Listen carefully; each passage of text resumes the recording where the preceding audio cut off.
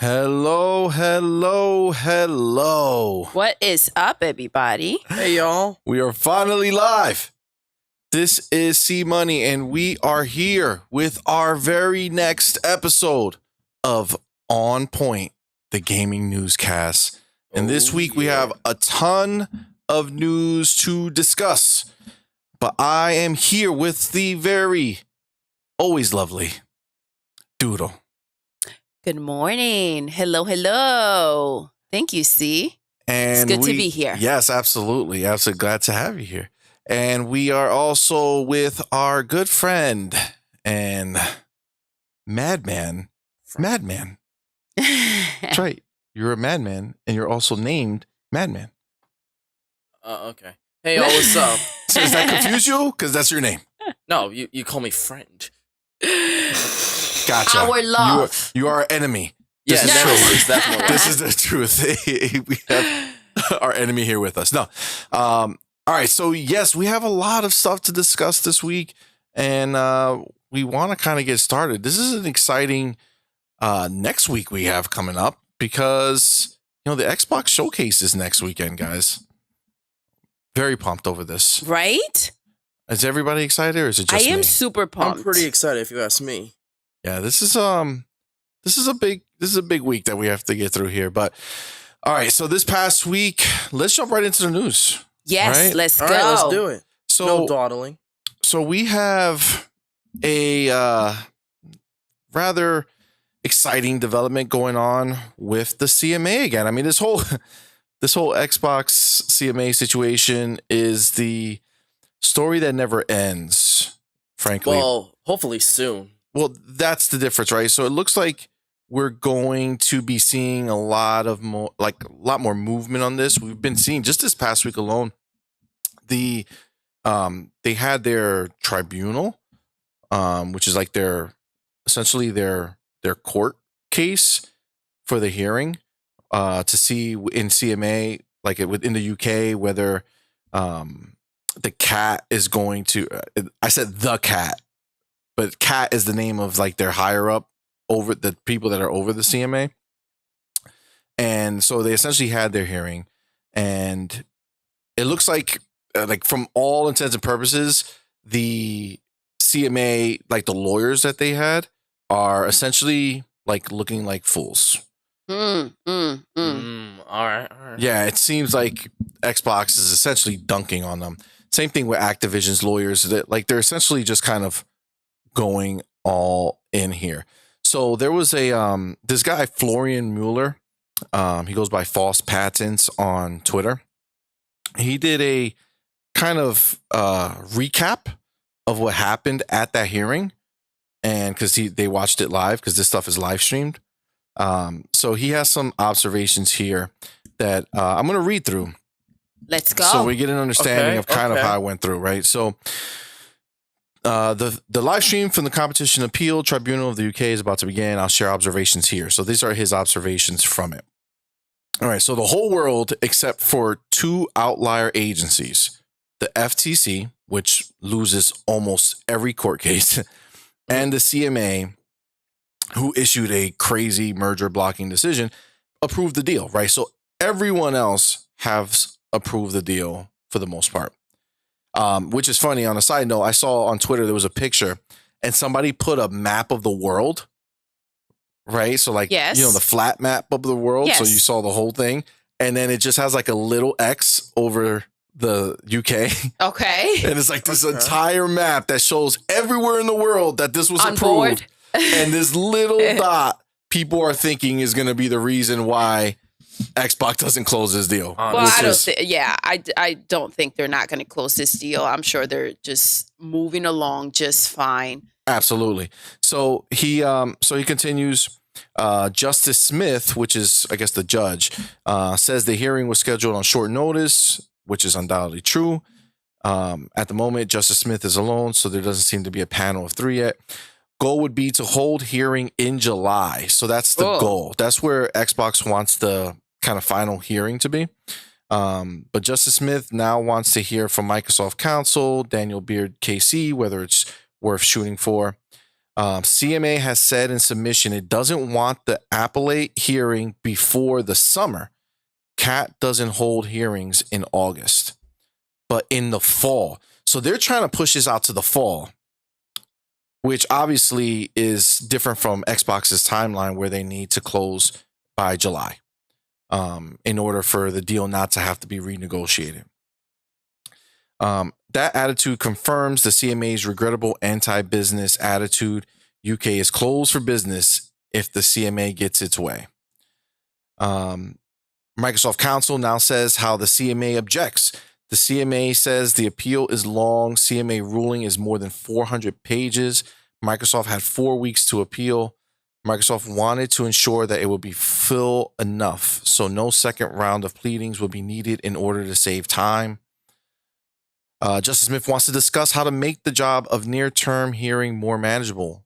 Now talking about his perspective on Roblox, question of expert evidence, not now, but at some point, seems to judge that it's potentially derailing the question. So it looks like, I mean, as you read this, I mean, there's a lot that he's going on here.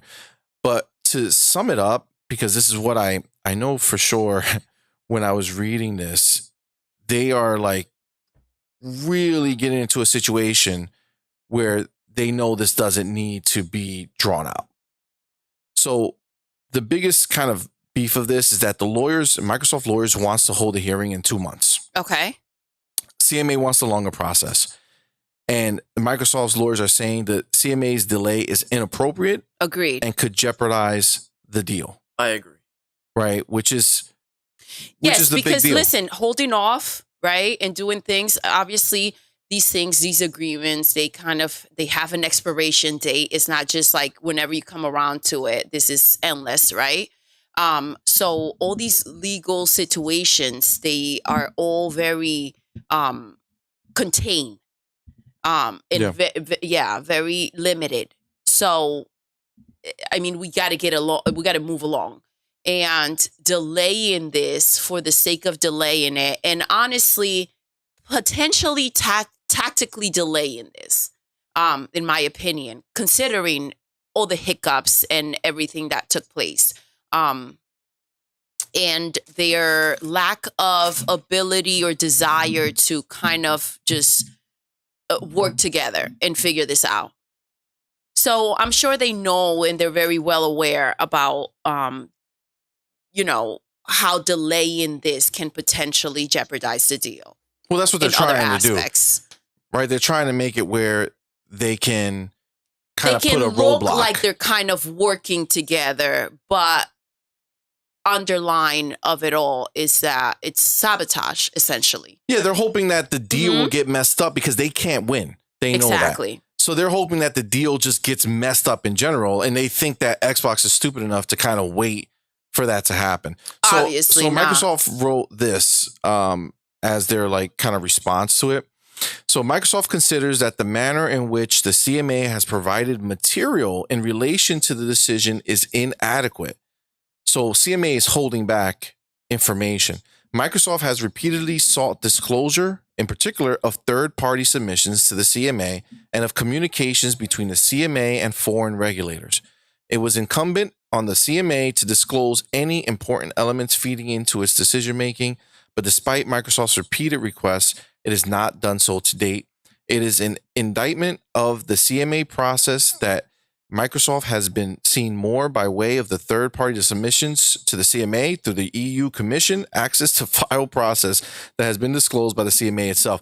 So they're basically like CMA is really trying to just make this a problem by not giving them the information they need, whereas the EU, which is a much bigger location, went ahead and gave them all the information they needed. Right? So obviously CMA doesn't want to show them because there's something that they're hiding. Of course. Yeah. I mean, this has all been very sneakily done. This has been very tactically done. There's so much in there that we obviously don't know about. And deals, I'm sure, that were made that were not like disclosed. There seems to be a very tight relationship between the CMA and PlayStation. And they seem to there was bias going on in that entire situation. And if you can't see that, then I don't know what to tell you. Like, it was pretty obvious. Absolutely. What do you think, Madman? I think that this is like when I think about it, it makes me think that Xbox, when they get this, obviously I think I know what's gonna happen. Like, it's not like, oh no, they won't. That'll just make them put even more into the decisions that they make going forward with Activision games. I think that if they just did it smoothly, they would have probably just played nicer and kind of did like a Minecraft thing and put like Call of Duty everywhere and stuff like that. They're going to uphold their deals, but I think they're going to take more advantage of Activision and their properties than they ever would have if they had just done it smoothly. So you feel like Microsoft, after this is done, that because of what PlayStation and everything did and all the fighting they had to do, that they're more likely now to kind of get back at them by doing even more than they would have before. Yeah, I get that. What do you think about that, Doodle? I know personally, obviously without affecting my business, I would make things a little harder, considering everything that they put this entire situation through. Also, if you do get it, there's nothing to be bitter about if you manhandle the situation, for lack of better words, and get your way, right? That's enough of a proof in putting them in their place as well. So it would never be something that I don't think Xbox in any way would do anything to jeopardize or affect their business. It would be extremely annoying, but again, this is business. So just there are ways to put people and in this situation, companies in their place without having to do much. And I think just what they're doing right now, it's they have the upper hand. Does that make any sense? Yeah, no, for sure.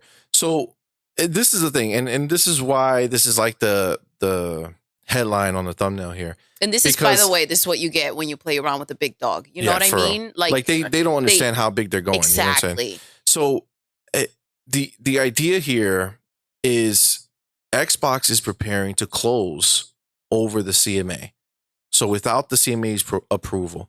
So Bloomberg, which is a news outlet that's highly respected, they did put it out there that one extreme option could be to bypass the UK order and press ahead with the deal, or withdraw Activision from the UK market. One of the I didn't even think about that one. One of the people said, confirming early reports by regulatory news outfit MLEX.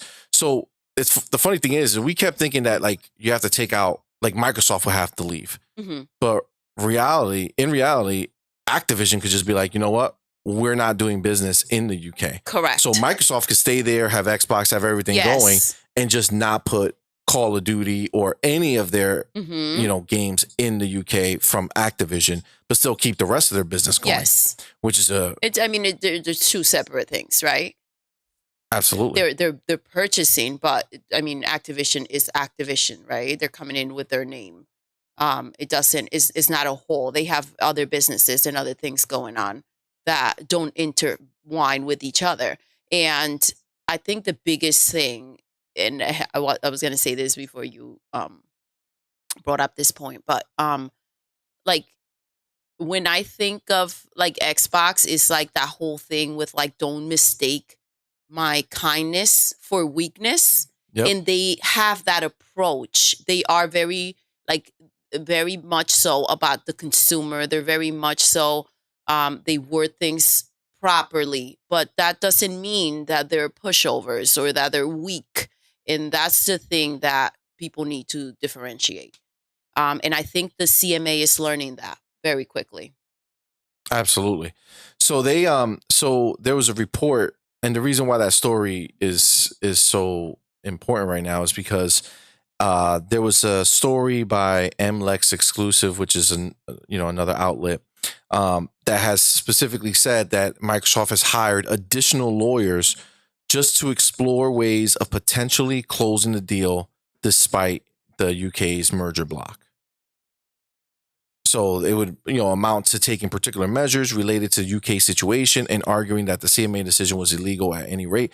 So they are getting ready for this, right? And I think he does mention that the tribunal has shortened up the time frame. So because of that, he's saying that it's going to be worth it for Microsoft to wait to hear from them before going ahead and just closing over the CMA. Because if the tribunal goes the way of Microsoft, then this could kind of shift and actually have a workaround. Yeah. But what I'm wondering is, why not just do it anyway? Right? If you close it and then just withdraw from there, you can still go back in if they figure it out. Exactly. Right? Like, why let them keep that delay? Mm-hmm. Right? But it seems like Microsoft is probably willing to play ball. I love what you said about this is, again, it goes back to what I said before, the kindness, weakness is not the same thing. And you said that just not allowing them to take it, not allowing their games, CMA to kind of dictate, to have them give up, to have them back off. Because if they do that, then that's just the first win, right? Yep. So those words kind of resonated with me. And I kind of get why they should just not find the legal way, the legal terms, exactly what they said, unacceptable to delay this the way that they're trying to do, and go at it hard. Yep. Absolutely. That's my opinion. Again, like you said that, and it really stayed with me. Yes, they can go around it and dismiss it as if it doesn't matter, but you can also twist an arm and prove a point.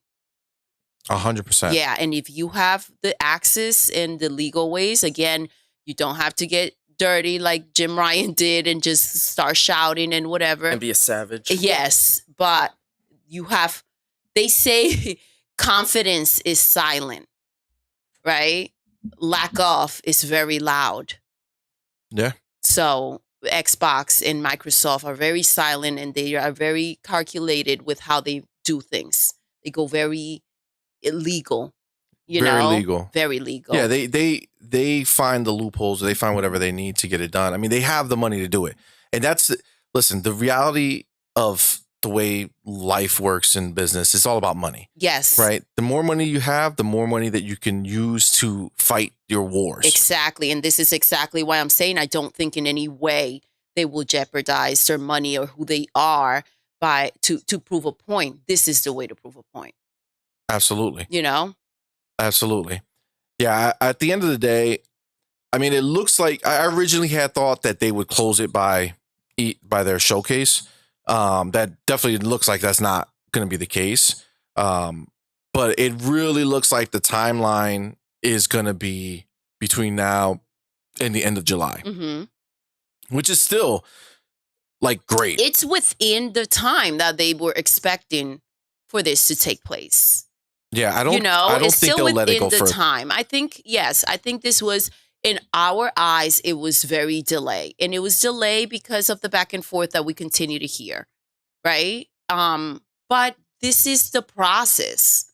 And essentially, things like these can take years and years.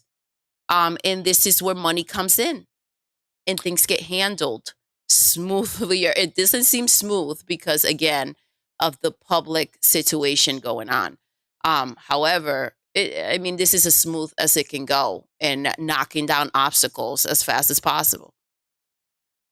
100%. 100%. I think I truly feel like whatever that date is in July, because I think that's the time. Once that date is approaching, they will force the close. They won't let it go past that date that they have to renegotiate and do all that shit. So that's going to be it's going to be good. July is going to be exciting. I think July is going to be a good day. Maybe it'll close on my birthday. Right? Right? That'll be Well, that would be a big nice little birthday gift from Xbox. Yes. Just to put this all to rest. I mean, listen, the problem is like, as far like, all right, let's get away from like all the actual realities of it and just like us and what we're thinking about this. Dude, I just want this to be done because it's going to happen, right? Like this is 100%. If anybody thinks that Microsoft is not going to close because of one dot on the map of the world, yes, it's not happening. It's not happening. And the FTC can't stop it. So the United States, they're fine anyway. So that's going to close in the United States.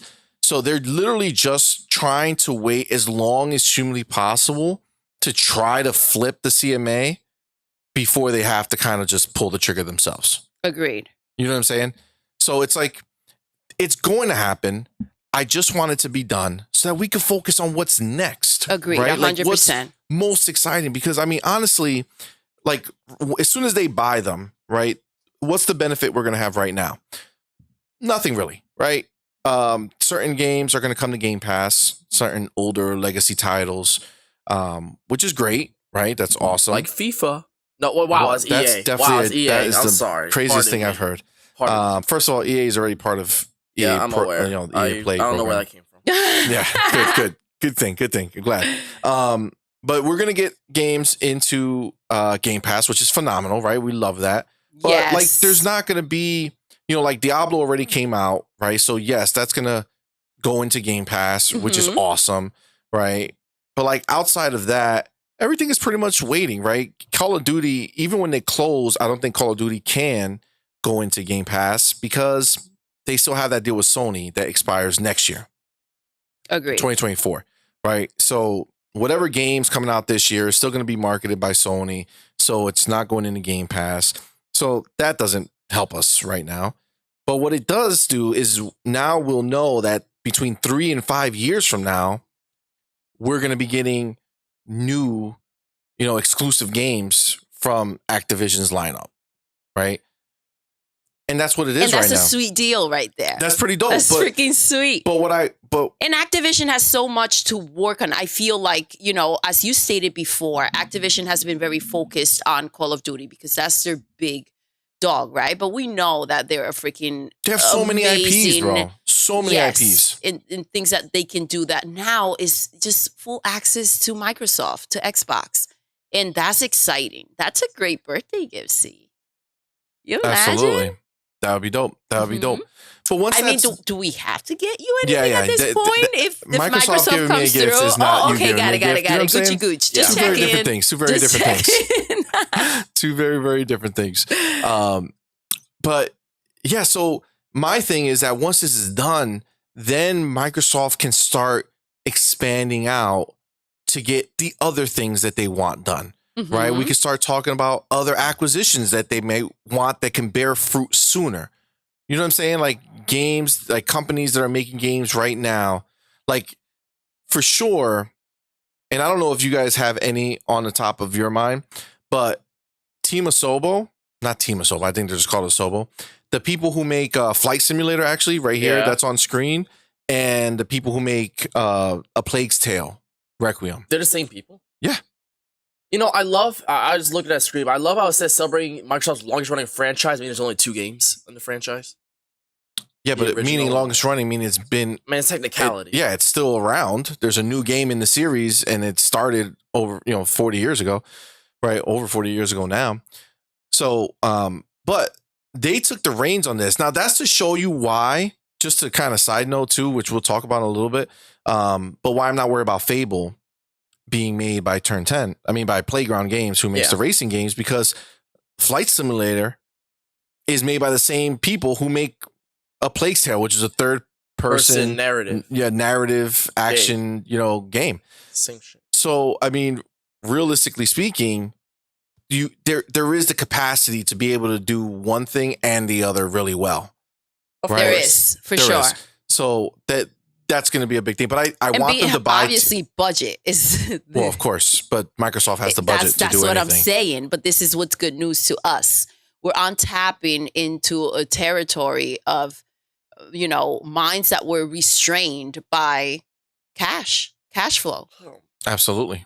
It's gonna be a sweet deal. That's the biggest thing, and that's what I really enjoy, because I feel like they're on like team like the Sobo, who's making a Plague Tale. I feel like Plague Tale is a huge franchise that's ready for that huge next step. Yes, because the first game was super tight, right? It was super tight, but amazing, like highly underrated, right? Such an amazing game. And then they made part 2, which expanded it out greatly. Like it was a big change, right? But the story was still great. And the production value was insane, right? Beautiful, stunning game. So it's like they're just amping it up. And the last one is the next level. The third game, I feel like it's going to be humongous. And if Xbox can buy them and lock that in, because they've been playing really nice with them. I mean, look, it only makes sense for them to buy them anyway, because they make their flight simulator, right? So you don't want somebody like Sony to buy them and then be like, oh, well, flight simulator's dead. That's what happened to them with the fighting game. Killer Instinct? Oh, yeah. Wait. It wasn't Rare that made that one. No. It's not Rare. But a company that they had who made Killer Instinct, the reboot. Yeah, the 2013 one. Yeah. That game, the people who made it got bought. Amazon bought them. So they couldn't make the game anymore. So they had another person come in to do the next season of it or whatever it was. But then they got, I think, bought, or they got into other, they had bigger projects that they had to do. Of course. So they couldn't do it anymore. And that's why Killer Instinct is just sitting there doing nothing. Yeah. Just let Rare do it again. They made the originals. It's not Rare. Rare doesn't want to do it right now. But the point is that, like, if you have a relationship with these people, like if you have a relationship with a studio that's doing work for you, you got to go ahead and make it happen. Like, this is Overwatch, so they're gonna own. Activision makes this. I know. Okay, so see money saying this because I like pointed at the screen and I'm like giving thumbs up because this game looks freaking awesome. Well, Overwatch is weird, but like the original, when that came out, I remember people losing their shit over it, and even won Game of the Year. Overwatch 2, I feel like it was like popular in like the moment, and I'm sure there's like people playing, obviously, but you don't hear anything anymore. It basically took the Fortnite round and tried to be like a free to play. The kids are playing now and shit like that. And it's kind of like, that's probably smart money wise, but it's not exciting anymore because you don't hear anything apart from like that weird One Punch Man collaboration. Well, I mean, this is the thing. Let's be real.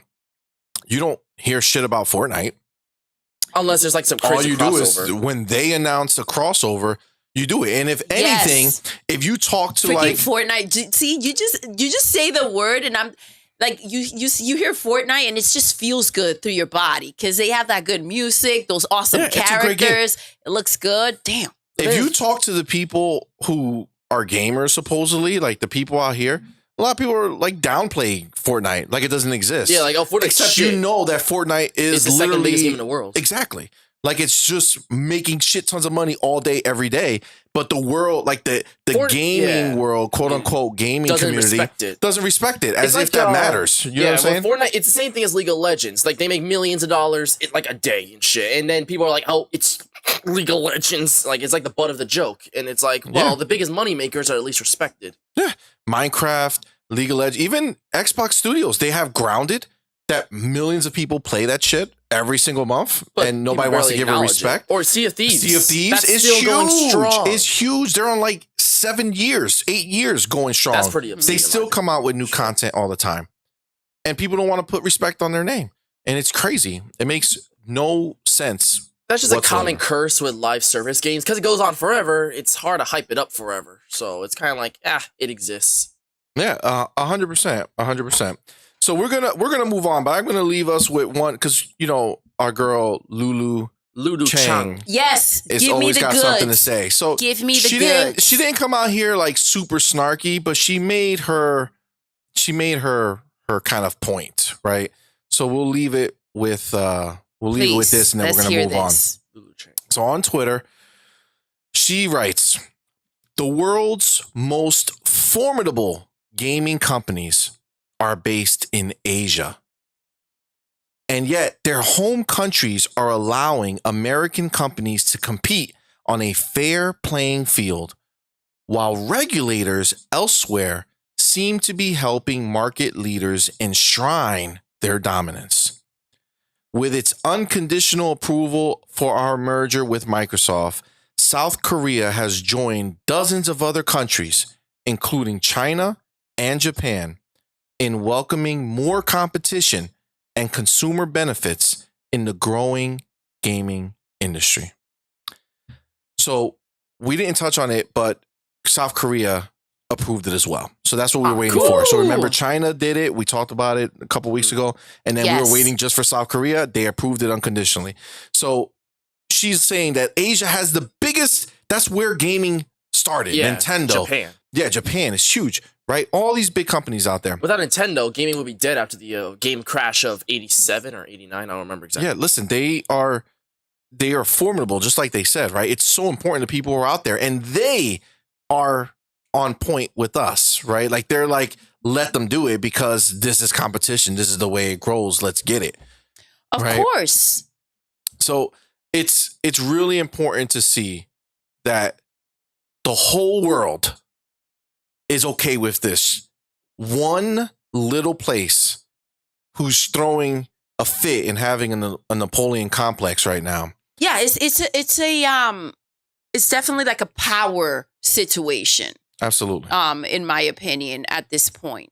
Listen, even if you have some type of deal with like PlayStation or Jim Ryan, you have to kind of look at the bigger picture and know when to fold your cards and be like, okay, now we're out here looking stupid. I think that 100. the time has passed like a while ago, right? So let's start recognizing that and like, move on. 100%. 150%. I'm very high on the idea of this closing with no problems. And CMA is just going to look like fools. It's like they won't conform. Yeah, it's like they're just stubborn. They're just being pains in the ass. They're like toddlers. So moving on to more exciting conversations. Xbox Showcase is next week. Okay, June 11th. Yes. So pumped for it. So pumped for it. I feel ready for it. Are you ready? So ready for it. I'm just ready to see what the future is for Xbox. They have so many studios they bought, especially like in the coming years. Obviously, Activision was a big one, but they like the studios that they bought in the more recent scale, like 2021, 2020, they bound to have something ready to show. Or if it was like a quick announcement like Contraband or Perfect Dark from the Initiative, then I think that they're ready to show substantial amounts now. Even if it's not crazy substantial. I agree 150%. Now, this is the thing. We're going to do a deep dive. Okay. We're going to have our predictions episode where we talk about what we think is going to happen. Yes, we are. Like we did with the Game Awards last December. Yeah. And like we just did with the PlayStation Showcase.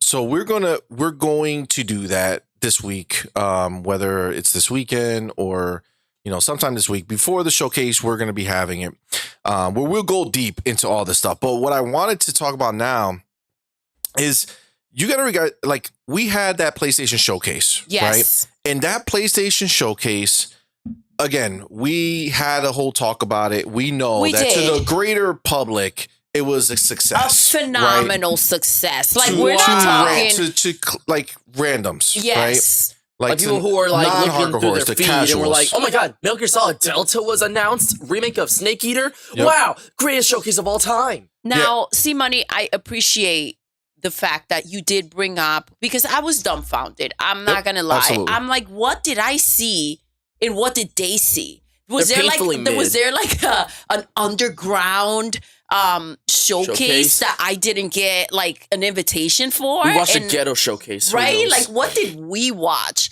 And what your words were very powerful when you hear showcase and you maybe don't know exactly that these games are going to be in different systems, right? And to you, that's just what matters. And like, if you're in a situation where you may have multiple systems or the ability to play in other, platforms, to you, what you want to know and what you're super interested in is the fact of what is exclusive to PlayStation. And again, when I heard PlayStation Showcase, I heard PlayStation Studios. What are we making that is exclusive to us? So you saying that allowed me to kind of open my mind and understand that, not everybody's looking at this showcase from the same perspective that we were. Absolutely. Yeah. Absolutely. And that's what happened, right? But let's put it to who we're talking to, right? We're not talking to those people, right? Yes. The people who are going to click on this video and want to listen to news for gaming in general, right, are going to be more on the hardcore side of things, right? Yes. They're going to be people who are like, what's Invested going on in with PlayStation, PlayStation period. and Xbox in the ecosystem, Well, Yes. well versed in the gaming industry. So if we break it down just to that level, PlayStation Showcase was a hard fail. Oh yeah. Hard fail. One of the worst PlayStation showcases I've ever seen. In my It was opinion. abysmal. And come on, after waiting for that long, Yeah, like it's ridiculous. We're still waiting. We're still waiting. I could have just went online and seen what games are coming up Actually, that probably would have been a better for experience. all the systems. Yeah, and For not sure. taking For that sure. time because for me, I was sitting at the edge of my seat waiting to see what they were going to hit us with. And all we saw was, a bit of Spider-Man, which it's like, okay, we know this is coming out. Remember 2020 Absolutely. where anything seemed possible and it was like the craziest showcase they ever did? Yeah. Yeah, that amounted to so much. Yeah, I mean, look, at the end of the day, they dropped the ball big time. And the whole point and the reason that I'm bringing this up is because this is Xbox's time to shine. Oh, for Okay. sure. The ball has been dropped. This was not a little drop. This is a huge drop. The hardcore community was so disappointed with this Yes. showcase. So this is where Xbox can come and drop the hammer, bro. Like drop the hammer and really make a dent in this scenario here.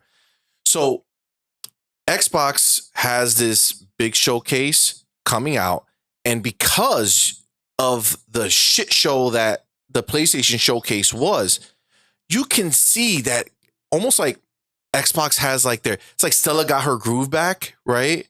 That might be a really old reference, but it's like Xbox got their groove back. Like you can see the confidence in how they're talking about things, how they're showing things, right? How they're teasing things.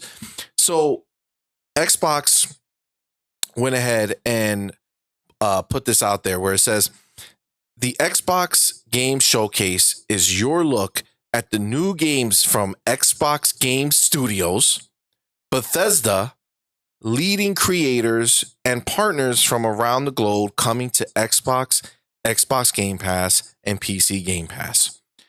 All right, so they are letting you know that Xbox Studios. this is an Xbox Studio showcase. They're making it clear because that was the disappointment. And I mean, come on, they watched, they saw, they laughed. Because to us, it was pure disappointment. To them, it was a grand laugh, like a joke. Like so it was like a now Netflix they're like, stand-up. all right, here we go. This is like a Master Chief moment for them, right? Like a real live Master Chief moment. All right, let's finish this fight. Type of thing. All right. This is like, take that in. All right. Xbox fans out there, listen to this. Xbox is having a real life Master Chief moment. All right. Of course. Let's finish this fight. They're coming to end it all. They're coming to slay. They're coming with confidence. This is not let's see how they accept what we're doing. This was a joke. Let's crush it. Sweetie, this is war now, basically. It is. And then, I mean, obviously, again, we're going to do the deep dive, so I don't want to go too crazy. Agreed, in 100%. it, but they are so primed with the amount of known content that they have to show us. The known content. For every year, they have unknown content, Yes. right? You know But what this is? This is the known content is big enough. Even if they only had a showcase where they just showed us 5 games that were just the updates from all the big shit that we've been hearing. that we've been waiting for, We're and gonna if be they excited. nail it. Because we missed so much. But the only thing is that they have to nail it. They right? do. They can't for just sure. show us and it looks mid, No. right? Because if it looks mid, it's not going to have that impact. It's going to say all the headlines are going to be like Xbox had the ball and then they dropped it. That's like when Jordan came back for that All-Star game. Oh my gosh, and yeah. Kobe and everybody he got the ball and everybody respected him and stood back and said, all right, let the great one take his big shot. And he went to go dunk the ball and that ball fucking flew 5,000 feet in the opposite direction. So embarrassing. It was like a cartoon. Yeah. How far that ball You couldn't have flew. staged it. You couldn't. Yeah. couldn't. Like that was more. The ball flew more cartoonily than in Space Jam. Bro. Yeah, seriously. Like it literally flew so far away. So it's like they have a huge opportunity. But as much as I want to say that with confidence, right? Because I feel like they'll come through. I feel so too. They also have a huge possibility of complete and utter failure if what they show us does not hit hard. Yeah. Nothing that they show us, not one fucking thing that comes from their studios, the big studios that we've been waiting for, cannot miss. Yes, and I would. It's almost like you're in a situation right now that if you know that you need more time with something, or just that something is not ready to be talked about, don't show us. Just put it aside, because we're going to be happy with what you're going to give us, but it has to matter. It has to mean something. It has to be what it needs to be. So something that is mid, something that is not ready to be shown, hold that back. Like right now, honestly,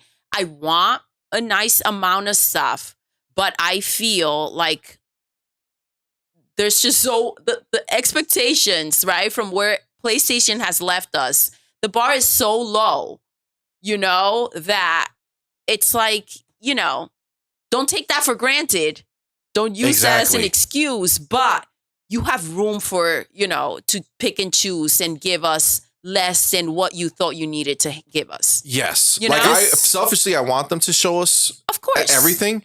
But at the same time, if it's not going to blow my socks off, don't do it. Yes. Yeah. Don't do it. You know what this is? This is like Saving Private Ryan, but starring Phil Spencer instead of Tom Hanks, and they're saving gamers' hopes and dreams. Yes. Thank you. For Phil, sure. Absolutely. We need that. We need it because PlayStation literally shitted on us. It did. It's disappointing. Like we've had the PlayStation for a while now, or years, right? Yep. So like this is where we're at. Like this is where this flops. Like, all right, let's just scratch this off. Next system, next. What do you got? Yeah. I mean, listen, obviously we know they're making shit, right? We know they have studios who are making games. We know they have really good studios who are making games. But the fact that they're not ready to show anything is a bitch, dude. Because like we thought, look at them. They're finally ready. And they showed us nothing. Agreed. And the game that they did show us, I'm sorry, but now I have my backup. Digital Foundry put out their piece on Spider-Man 2. Saying that while the game looks fun enough, not graphically up there. Yeah, it's basically what they said, because I'll rephrase what they said because they're too afraid to say it. It was mid as fudge. Yeah. It looked fine. It looked good, but it didn't blow anybody's socks off. It did the exact opposite of what I'm saying. It looked like Miles Morales. That's exactly what it looked like. Slightly better. If you do a deep dive, yeah, sure. Maybe like, there's one extra pixel on his mask. Yep. Exactly. But see, that's the thing. And it's kind of like, it's almost a joke. And it's kind of like, the prices went up for games. And on top of it, I never really understood, because like I have not seen it exactly. But see, Money, you've mentioned to me that a lot of like the PlayStation situations are like highly excused. And for me to watch this and see what I saw with freaking, Spider-Man, and I'm not a person that's going to sit there and beat Spider-Man. So if I was a hardcore like fan, I would like be extremely disappointed. And the fact that they're excusing as if this is all you deserve, that's like come on, like level up. And it's not like in a gaming sense. It's not like Tears of the Kingdom where it's like, yeah, it doesn't look that much better, but it's on a Switch. What do you expect from it? It's a PS5. It should look 10 times better than Marvel's Spider-Man on PS4. And it just barely looks better. Exactly. Which is asinine. Listen, in Kim Kardashian's words, get off your ass and work. Yo, Kim Kardashian, known gamer. She's a diehard. She was referring to something else, but in her words, let's give her the shout out she deserves. Get off your ass and work. No, absolutely. And again, look, at the end of the day, it's it's Microsoft's game to lose right now, right?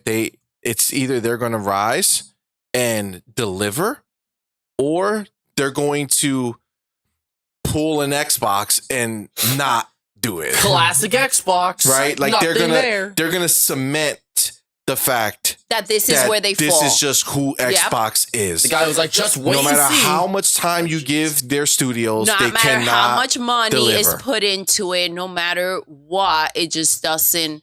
It doesn't matter. They just can't deliver. 2030, and we'll get a sneak peek. That's a bad message to send out there, and that's essentially like being out the game in the game world.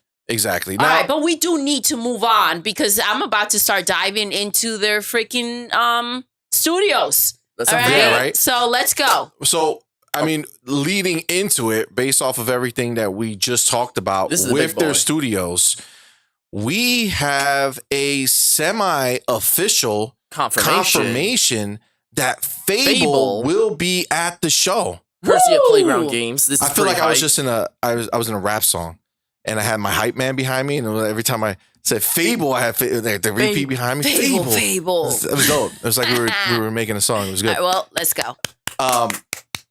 What? Round of applause for you guys. Thank you. We try. We try. You know. So this is what I was talking about when it comes to that confidence level, right? Now they're out here, and they on Twitter, they put out a video that showed a controller with a lot of glitter on it, right? Like a massive amount of glitter, just like real glitter everywhere. Yes. And then it went from the controller, and then it went down to the floor, and it showed a trail of glitter. Oh my gosh. Now, as this trail of glitter is being shown, there's music on in the background. The music that's in the background is very Fable-like. Mm-hmm. Okay, it's not identical. The glitter's so mythical, but it sounds like well, you got to remember the reveal spooky. of Fable. Mm-hmm. They had a fairy dust with fairy dust. Okay, so it sounds like this would be new composed music for it, but it leads all the way up to a monitor that says Xbox Games Showcase. Yo, that is so dope because, okay, so when you read into this, it's like we're taking it to the roots, to where it started, but new gen. Like, that's all I hear from that, right? They're taking that, they had the fairy, the dust, now we're going with freaking sparkling glitter, and this is the new modern take, but still as it used to be. Now, that's what I'm reading into. Whether they just call it Fable or not, do you think it will act as basically Fable 4 or a restart of No, it's been too long. It's been too long. There's definitely no Fable 4. This is Fable. New. That's oh my gosh. Wait. Will the story act? What? Real quick. This on the screen, this game was freaking amazing. We beat this game together. Yeah, we did. It was freaking awesome. Okay. Yeah, it was very good. Go ahead. Continue. I apologize for I'm not saying that they have to put 4 in the title, but will the story act as a follow-up or take place afterwards at least, or will it restart or remake the original? No. The real question is it a remake of the original, or will it pretend nothing existed? No. It's not the next one. It's a new Fable. Game. Mm-hmm. It's not rebooting it as we're erasing the first one. It's not we're doing a first one. Fable is it's just a platform. The name, it's a fable. It's a story. The definition of the word fable, right? It's a story, right? So it's just a new story that they're using, but they're keeping the same feeling and essence of the old game. So it's a Fable game, but it's not going to have anything to do with those stories or anything like that. So I'm assuming they'll probably have a new protagonist. Part 3 was 500 years in the future of part 2. Oh, no, different protagonist. And there's no, the protagonist, nobody knows the name of the Fable guy. You know what I'm saying? My name is Fable Guy. It was you, right? Like it was RPG, right? Like that's the thing. So you had your story that you went through, but those games are old as F. Heck. Yeah. As old as heck. So that's the thing, right? So they are now, when they show the controller, right? When they show the controller, that's them, I believe, saying you're going to see gameplay. Yes. Yeah. That's what I feel like when they see when you see the controller with the glitter, that's them saying you're going to see gameplay of Fable at the showcase. He put, seems important. See you there, June 11th. right? When Ooh. it shows the showcase screen, right? So I'm so excited. Now, this is my only thing, right? There's been rumors that there was that they were remaking the Fable trilogy. Like the first three. Well, them? Why? I mean, Well, again, because it's so old. well, they're trying to leave behind the 3. Then why would you try to bring them back and then show up? See, but the you're 4th or the you- reboot? It's weird. you have to get out of your head. That's a They're not web. trying to leave behind the 3. They're just making new stories. It has nothing. There's no offense. They're not pissed at the first 3. Like, get away from me. We hate you. Those games are old. They're already out. They're released. It's done. Yeah. So they're making a new game. It doesn't.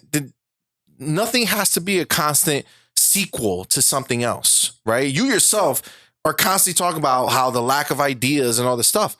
The reason it's called Fable is because, just like you said, it's going to be in the essence of Fable. It's going to have those whimsical Elements, qualities. yes. It also It's have the that darker world, qualities. yes. It'll have the magic. You got to remember, dude, the first game that you played, and I believe the other ones, I don't remember, but it was good or evil. Are you going to be an evil character and kill people, kill children, Couldn't you get like devil horns if you were bad or something? Absolutely. So like this was not it was Fable in the real sense of it. It's like It's a it could Fable. have been dark, it could have been light, however you played it. It depended on you. You made those choices. And you know, when they first originally were talking about releasing the first one, before the first one came out, bro, he had so many ideas and thoughts of what he wanted to do. And it was only the lack of power that stopped most of that stuff from coming. Yes. He put that stuff in there in a, you know, smaller scale. Mm-hmm. But like the promise of what Fable Could have be. been Yes. was great. I mean, dude, in Fable, you can literally go to one town, get married, have kids, leave that town, go to a new town, go get Be someone married, else. have kids, and you can go back and forth. Like this was like, Bruh. That's crazy. it's crazy. You can buy houses with one person and then, you know what I'm Greatest saying? Like, cheating story alive. I mean, but what's it's the like, story? the point was that it was freedom to play how you wanted. But was there a plot Yeah. or was it just do what you want? Well, there was a story, but yeah, there's a I don't remember the story, story but deep you down, can but also there just was a do story. what you want, essentially. Yeah, that's exactly what it is. Yeah. I mean, there was a story. There was things you had to do, and you were, and you know, you were trying to be a hero, right? So you were doing things that were hero-like, Or not. but your Obviously, you had the but you can freedom to handle it do what you wanted. however you wanted. It's kind of it's we think of like Assassin's Creed, like it's an open world. You go and do what you want, and there's also the structure story as you want to follow, but you can also just branch off and do what you want. And this Fable, it just seems like you have more of a personal life that you intermingled with, Agreed. you know, and take it as far as you want to take it. So I don't know how far they're going to go with this one, right? Are they going Exactly. to go back to the roots and really just flesh it all out? And that's what I love Like- about that glitter in there, that, you know, going back to the fairy and everything else. Yep. Like, what does that mean? Is that what it means? I would love that. I would love for them to just go back to the very essence of The original. Fable and give you that, you know, the light, the dark side, the light side, and everything in between. Let your body change based off of how evil you are or how And that's good crazy, you are. That's but so like sick. it's like, you know, thoughts of like Pinocchio, right? If he Oh. lies and whatever, his nose grows grows. The big. fact that it shows, because like that's the thing. Like you could be beautiful on the outside and ugly on the inside, but the fact that what you're doing in your actions and who you are inside starts to reflect on how you look, like that's really dope. Absolutely. So cool. Absolutely. It's really a interesting type of gameplay Mhm. that hasn't really been done too much. I'm sure there's examples out there of it, but like even things like if you got a scar, like if they cut your face, you had a cut and it was scar, and that would become like part of your evil persona, right? Because you have Yeah. like these scars and shit. So And I remember if you did things for the towns, that's what it was. If you did things for the towns, they would give you a statue. like you're the hero there. Oh, And then that's when you cool. went Like back to the town, Superman. people would talk to you like you were a hero. Yeah. Right. But if you were a bad guy in that town, people would be afraid of you. They would run away. They would talk bad about you behind your back, or you would hear them. And this is super realistic. It's so dope. I mean, for an original come on. Xbox game, that's pretty realistic. I'm not gonna lie. Yeah. And the second one, the third one, I mean, they're good, but they're slower burns, right? Like you got to play the game. So they're hard, like if we wanted to do a Doodles Never Have I Ever, right?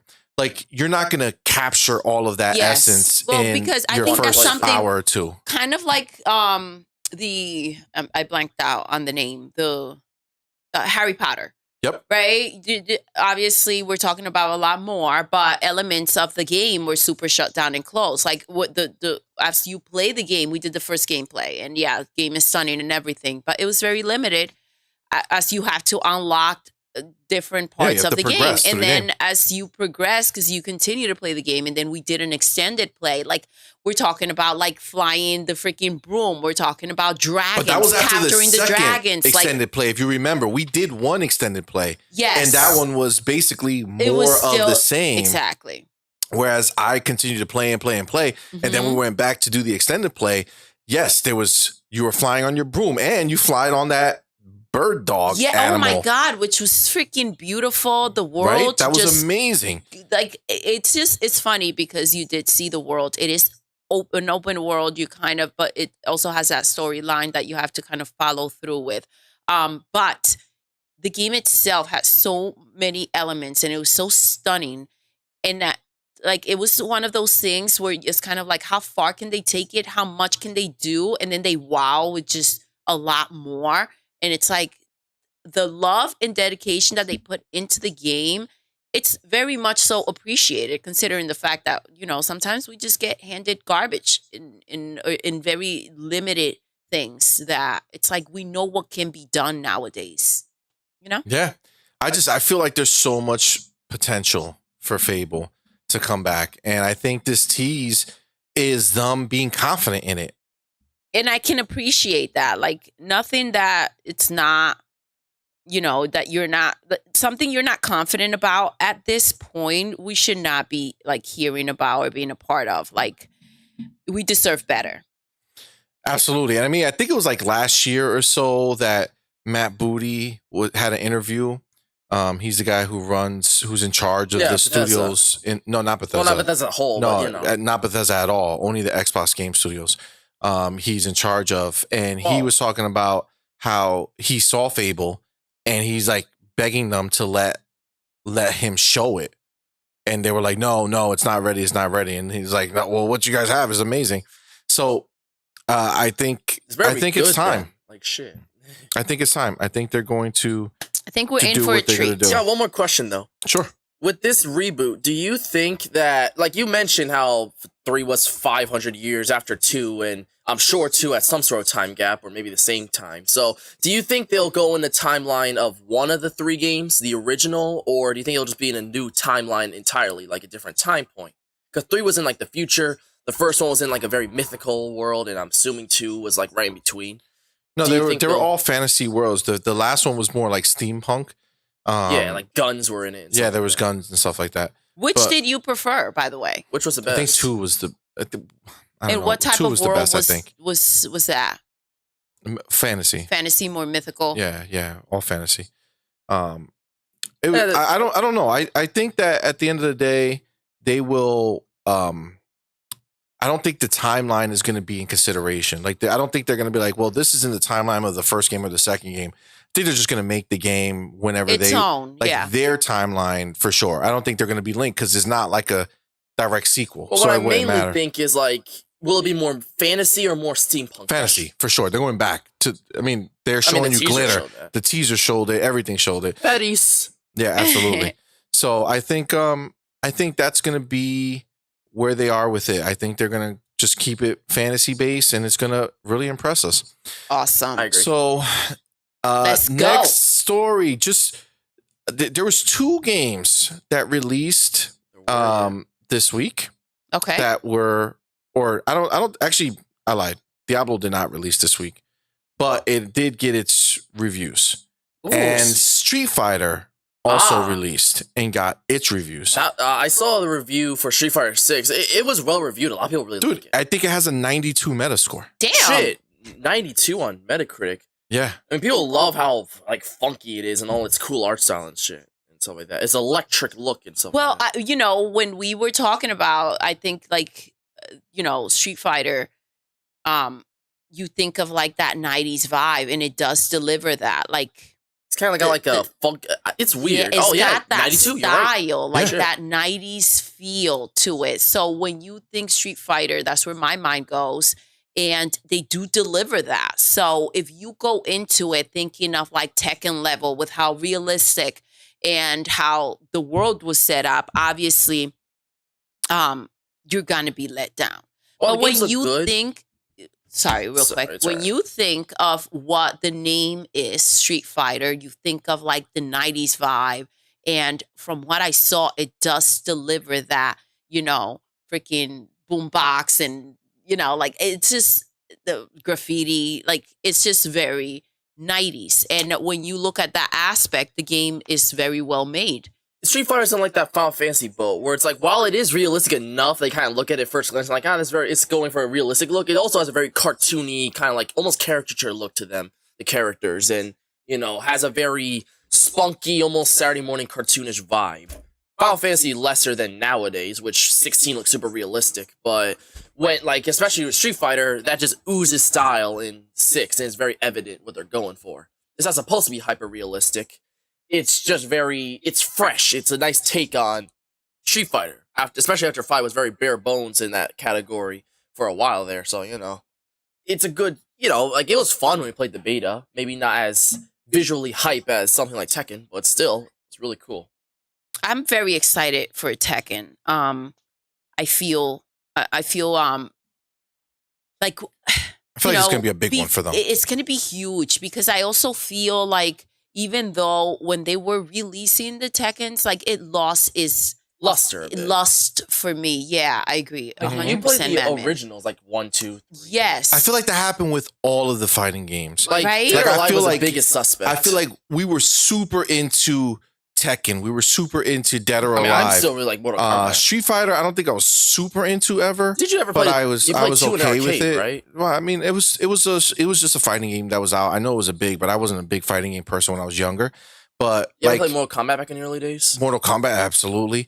Mortal Kombat, I think, is the only one that kind of kept the fever. But I think because it was only them and fighting games are such a big like change of pace versus anything else you play, that because nothing else was really capturing the attention, it's like, do you really play one fighting game like that? Yeah.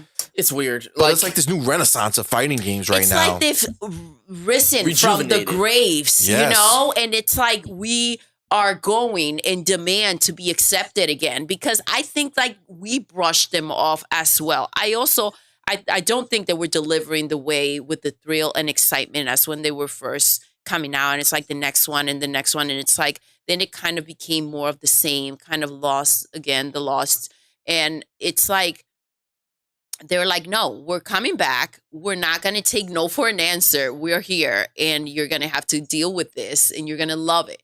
And I feel like that's the attitude they came back with, and you can see the evolution of it. And I'm hyped for it. Yeah. You know, I'm open-minded and welcoming of the fighting games yet again. And while this is happening, Nintendo's laughing at a pile of money with Smash Brothers still selling. So, of course, see, but that's something that never left. Like we talked about, you know, Tekken. We talk about all these fighting games, Street Fighter. We're talking about all these It's also not a traditional fighting game that have been put aside. Like a platform fighter. Well, for us, I mean, it's just on top of it all. And Xbox has said we can't do this yet. Our characters are not as iconic. To take these characters that we just love and put them in like that fighting world, you kind of can't get sick of it. And let's not act like Super Smash gives us like 10, 12 characters. We're talking about a library of characters like that is just at this exciting. Point. I think 80 at some point. Right, Madman? Exactly. It's like Fortnite, right? Like that's what they do. They give you all these different characters from different games, and it's exciting to see that. It's not even Nintendo anymore. After Brawl, they just started including from variety of franchises. That's what I'm saying. It's like Fortnite. It's just so everything. thrilling. It's so exciting. And I love when they bring in these fighters from, other Like, places, brought and they make Sora the amiibos in, which for it. It's got that Disney Like- trademark on him. So it's like, damn, they could do anything. Listen, it's money, and I'm appreciative that they do put the money into that, so that we can enjoy that. Yeah. No, absolutely. And I mean, look, Smash is great, but like I'm excited for like the real fighting games. Like that's what I'm excited for. Yeah. I'm excited for the new Mortal Mortal Kombat 1, I'm Kombat. super I want to excited see for. that. You got Tekken 8 coming. You got the one that we were just Street talking Fighter about, 6. Street Fighter 6. Which, by the way, but Street dude, Fighter 92 6 Metacritic?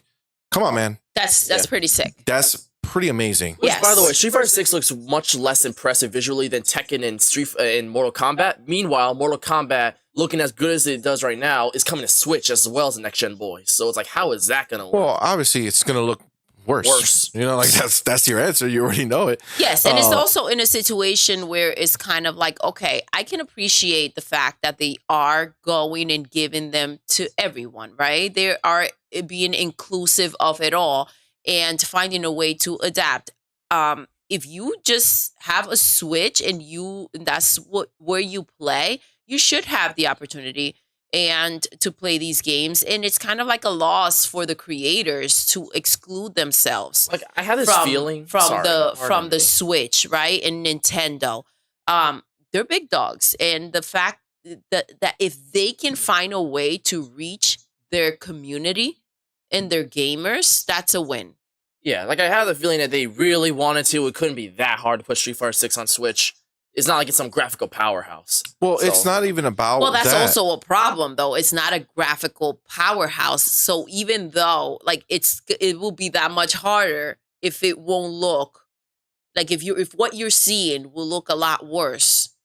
That's a lot harder to transition like into the Switch. Well, If I mean, you you gotta noted- Sorry. you gotta imagine that these are just fighting games. You know what I'm saying? Like, let's not pretend that there's some type of complex, crazy shit happening. It's not like an There's two RPG or people- something. There's two people on the screen with a background. Yes, right? and the background tends to not change. Like we get very excited when you do go from like the top of a building to the bottom, but it's kind of like that's the least we should get because it is kind of like a canvas behind. Obviously, it used to be just a flat out canvas behind, and now we're getting textures and movement and reactions to the way we move in the game when we're fighting. But like that's the least we should get, right? Yeah, I mean, when you try to take the idea of putting a game on Switch, I mean, like Shintaro put it over here, Mortal Kombat 1 on the Switch is probably going to be 2D sprites or Unreal Engine 3, right? They'll just use old graphic engines to be on the Switch. But you also got to remember that when are they releasing Mortal Kombat 1 on the Switch? Is it day one? They didn't specify, but Mortal Kombat 11 did, impressively. Yeah, I'm and pretty sure. if Mortal Kombat 11 did, then Right? it's easy to put the new one on there. You're just swapping out the characters, swapping out the backgrounds, right? Same Yeah. engine, just put in the new characters, new background. There's really no... Yeah, and the studio does nothing porting, weird about it, you know? In the studio that that's porting Mortal Kombat 1, there's two of them, and they were both responsible for Mortal Kombat 11 and Witcher 3. So I think that it'll look fine. Yeah, it's going to be okay. It's not a... It's ruined. It's not a big deal, but again... It is a big deal for them to go ahead with sales wise and to, for the community again of Nintendo. Meanwhile, Square Enix couldn't bear to put Kingdom Hearts on Switch natively because it was too much work, those PS2 games. Well, it costs money, man. Like, their Mortal Kombat is doing it because they did it with 11 and they saw people bought it. Yeah. So they know that if they put out the new one there, they're going to make a certain amount of money back, right? So they can invest in it. These other things, they don't know what's going to be. And what was the worth game the that investment. you had said? Kingdom Hearts. Kingdom Kingdom Hearts. Hearts. That's a Yeah. big world. Well, you it's know? there yeah, on- but they're PS2 games. Like, that's like probably over 10 but it's times more still, powerful. but it's a different process that you still have to remake it there. But we and they don't did- want to we spend the did- money. Okay, so we did talk about the fact that, we have these fighting games, and again, it's just the background. We're talking about a huge world with Kingdom Hearts, a lot of cutscenes. So, like, that will take a lot more work to do, a lot more money to do. And I'm not sure that it will give, they will get back what they invest. I mean, if Kingdom Hearts 3, yeah, that makes sense what you're saying. But they port countless Final Fantasies that are just as big. on Switch natively for digital on the eShop, and it's like you couldn't do that with Kingdom Hearts. But again, I feel like you're just wasting a lot of energy thinking about something that the answer is very evident. You just said that they did it for these other titles, which means they believe that the money they spent to port those titles is worth it. What they didn't believe is porting the other games to it is worth it. They just didn't think it was worth it. That's it. It costs money. Nothing is free. Is no matter what happens, is a different game. They didn't see the value in doing that, so it's not even worth. And that's what it debating. comes down like, to. It's not a value, huge thing. You know? Yeah, absolutely. Yeah. It's not a huge game. It's a old game, and they didn't feel like spending the money. That's it. Yeah. That's the answer. It's their game. So again, Street Fighter released this week to amazing reviews, which is awesome. I'm really looking forward to getting it so we can play it on our next fight night. Cool. Yes. So that's going to be super dope. But the other big game that released on early access right now, meaning if you buy the Ultimate Edition, you have the game now, is Diablo 4. Now, nice. Diablo 4 has an 87 Metacritic on PC and PlayStation, but it has a 92 Metacritic on Xbox. What? Sweet. Absolutely. That's confusing. Like, how could, like, unless there's like some game-breaking glitch with like the Xbox One PS4 version of Cyberpunk 2077, how could the Xbox Series X version be so much better than the PlayStation version, even though they're basically the same game? Like, really? Yeah, Honestly. but people review it on different platforms, and they have to separate them because sometimes one platform could have a lot of bugs or something, and they don't want that to affect the score of a different platform, right? So, and let's keep it real, right? We do know that who's the beast right now. Who's Xbox. Yeah, I mean, the stronger system. Well, it's a graphically stronger better, system for right? sure. So, I mean, that just confirms it, right? Yeah, I mean, it obviously, if the studio making the game puts priority into using Xbox's power, it will always look better. You know, problem is we know that a lot of companies use PlayStation first and they just port it over, so they don't really spend the energy into using Xbox's powers. That's why a lot of times on Digital Foundry, the Xbox version actually turns out to be a little worse because they don't use it, because we know it's not Sony compatible when it's delivered. You know, well, I mean, Not as PlayStation compatible. has the part in their contract where they say you got to release the same game, Yeah. right? You can't make it better on the other system. So and obviously what that leads to doing is having to make it on the PlayStation, and then everybody else has to deal with the bull crap, right? Yeah. absolutely. So Diablo 4 has been getting crazy good reviews. We played it. We did when they did when they did the beta. When they did the beta, we did a MADMAN Plays on it. It's a pretty good game. Right? It was very good. We got like really hooked into playing it. It was like that. Oh, just one more, like one more dungeon, one more one of those places to find that gives you the fast travel. Like, it was just like you just kept wanting to go. You know what I'm saying? Like, you just kept wanting to play it. So I'm really excited. This is another game that I really want to do. I think we might do a for the win on it. And get Doodle in there, because we did miss Doodle on it last time. Well, thank you very much. So I think that'll be pretty epic. But I like to think that when Doodle's not around, Doodle's always missed. You know, Doodle is always missed at every moment in time. Also, what's missed is the fact that we need to have some like buttons smashed, right? So we can get those likes up. I mean, honestly, guys, get it together. So, I wanted to take a second. Hit that like button. Yeah, hit the button. Looking at Shintaro. Shintaro has a lot going on over here. Talking about a lot of different fighting games that SNK makes, like King of the Fighters, Samurai Showdown, Fatal Fury. Yeah. I mean, they're like their own segment of fighting games at this point, right? Like, they have their fans, like, their fans, their niche. They have a lot of that graphical art style they do. They're like the MAPPA of fighting games. Yeah. Studio MAPPA. Okay. Yeah, they do a lot of animation, and the games that are on SNK makes are highly animated, and they look graphically very impressive with the way they do it, right? So like SNK does a lot of these types of games, and they do it really well. So absolutely, the SNK batch of fighters is huge. King of Fighters is one that they make as well. Yeah, which looks super dope. Yeah. Okay. What were you gonna say? You never know. Kingdom Fighters might have a renaissance like the other fighting games. Maybe it'll be in the forefront if they do like a next one. Yeah, they did No, do they a still recent pump them one. out, but like They did one yeah. recently that we didn't get yet. We're gonna get it for the next fighting game. All right, I get it. I mean, for the next fight night, Yeah. for sure. All right. So yeah. So this has been a really good week. The big thing about Diablo is obviously Activision, Blizzard makes Diablo. Got such high ratings. And potentially in the next couple months, that'll be an Xbox Studio. Yes. Right? An Xbox first party game. So, I mean, look, they're positioned to have a phenomenal slate of games, man. It's crazy when you think about it, especially having Diablo in there. But that being said, we are on to the next topic. So this one is a bittersweet. Like I wouldn't even say bittersweet. It's sad. Disappointment. No, they PlayStation has shut down one of their studios, Visual Arts.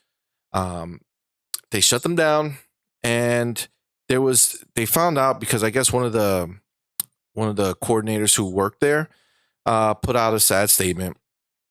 Sadly, due to a large pivot on the AAA multiplayer game I've been working on, there was some restructuring within our studio, and I was one among the people let go to support the new budgetary needs.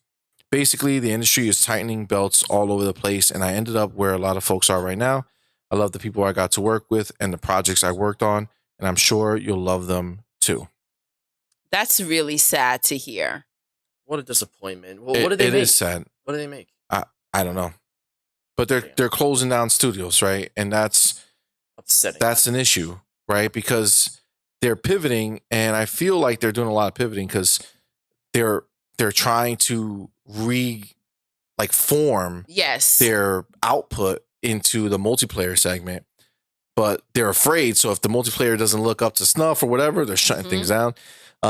He actually puts on more. He said, that said, my time at PSVA, PlayStation Visual Arts, will soon be coming to a close, and I'm looking for new production opportunities. Oh, okay. So he's just kind of looking for fishing for a job. Yeah. Fishing for a job at that point. But it went from a nice message. Yeah. To like, please hire me. Right. Yeah. Please hire me. It was better until. Yeah. But he was working on a AAA multiplayer game, right? And that's the risk. Like, I feel like PlayStation, they're late to the party, right? Like, they're now saying, oh shit, they are multiplayer games that are kicking ass. Look at Xbox with Sea of Thieves. Look at them with Grounded. We thought these were jokes, and they're killing it, right? They have people coming back every month to play them, right? Which they're making money every single month. We don't have anything that people are coming back to us for every single month. That's it. That's just a reality. There's no hardcore PlayStation fan playing Spider-Man 1. Yeah. You know what I'm saying? Like, unless they just got it, they're not, right? That's just the reality of it. I get that. So where Xbox has already been deep into recurring business. They got Minecraft. They have Sea of Thieves. They have Grounded. They have Elder Scrolls Online that people come back to every month. Actually, yeah, that's true. Even on PlayStation. Haha. So it's crazy, but this is the reality, right? Xbox knows what it's doing, whereas PlayStation's just showing up like, oh man, we have to do this. We got to get in at some point. That's why they bought Bungie. Yeah. Right? That's why they're okay with Bungie making their own stuff and doing what they want to do as long as they help them with the rest of their stuff. So the rumor is that Bungie came in and saw Last of Us, the Factions, that multiplayer game, and said, this ain't it. Yeah. So we're at like a weird crossroad here because, again, we've talked about, and I think, in my opinion, that Xbox, aside from having, a lot more money, has the easier path. We've talked about, how Xbox has trouble delivering what PlayStation can deliver. And it's like these games that you connect to these characters and, that has that deep story. But the games always just come to an end and then the game is done, right? As you stated, how long can you play you can only play it for as long as the game is, unless, you start right off the bat and continue to beat the game and beat the game, right? Yep. Where like Xbox has focused more on multiplayer, that experience of playing together, that, essentially a setup for Game Pass, right? Where you could just like jump in and, try these games, play with other people, like connect as players, right? So they've been able to deliver that, and I think it's a much easier path to go ahead now that they make these stunning games and have bought so many studios, to go ahead and add to their resume that connection with a game, right? They just have to find that one game that pulls everybody in that aspect. But PlayStation doesn't have what Xbox has been delivering and been working on, and I think their path is going to be a lot harder, considering also their budget. So this is where it's like conflicting, where if Xbox is filling in the gaps to meet us and give us that, PlayStation experience, right? I don't know that it's going to be as easy for PlayStation to give us that Xbox experience and give us that rounded, choices, that rounded situation where it's all inclusive. Well, that's the thing. Like you kind of nailed it when you talk about how PlayStation, Xbox is not known for their PlayStation like bangers, right? Their single player, third person narratives, right? They're not known for that mature, gritty dark games. I'm gonna kill right? someone, sort of thing. They call them sad dad simulators, right? So yes, they're not known for that, right? They don't necessarily have that released already, yes, right? But they have plenty of studios who are working on them, right? And it doesn't have to be the sad dad, but they have Hellblade, right? Hellblade 2 looks leagues beyond anything that we've seen to date. And I'm really hoping that when we see whatever else they're working on, it's going to have that same level or even better quality. But you have them working on things. You have State of Decay, which is trying to make that grittier, more narrative-based game for State of Decay Part 3. You have Perfect Dark that's doing like an action adventure game like the Uncharted's, right? Like you have these games that are being made, and are they going to be good? Are they not? We'll find out when they come out, but they can make them, right? These are just games to be made, right? Agreed. So you just release them and people either like them or they don't. But multiplayer games, that's not the case. There's been plenty of multiplayer games released that are good. Yes. That were damn good. That deserve to have millions of people. No, I don't care what anybody says. Halo Infinite is amazing. The multiplayer game is amazing. If I didn't have such a love of playing different stuff all the time, I would be playing Halo multiplayer all the time. Like if I was a kid, that's what I did. I played Halo multiplayer all day, every day. That was my shit, right? Because I couldn't go buy other games. So I was just immersed in it. I loved it. Halo Infinite multiplayer, every time I go back to play for the next season or the next event, I'm enamored with it. I love it. It's so good. I get that. It's so good, but it didn't blow up. I mean, it has its stable people, and because it's an Xbox game, they're going to keep it going, of course, for as long as possible. But it's not Fortnite, right? It didn't blow up, right? Not but even Destiny. That's a good example, right? Like what happened with Halo Infinite is actually good in the landscape of multiplayer games that come out and never pick up steam, right? I get that.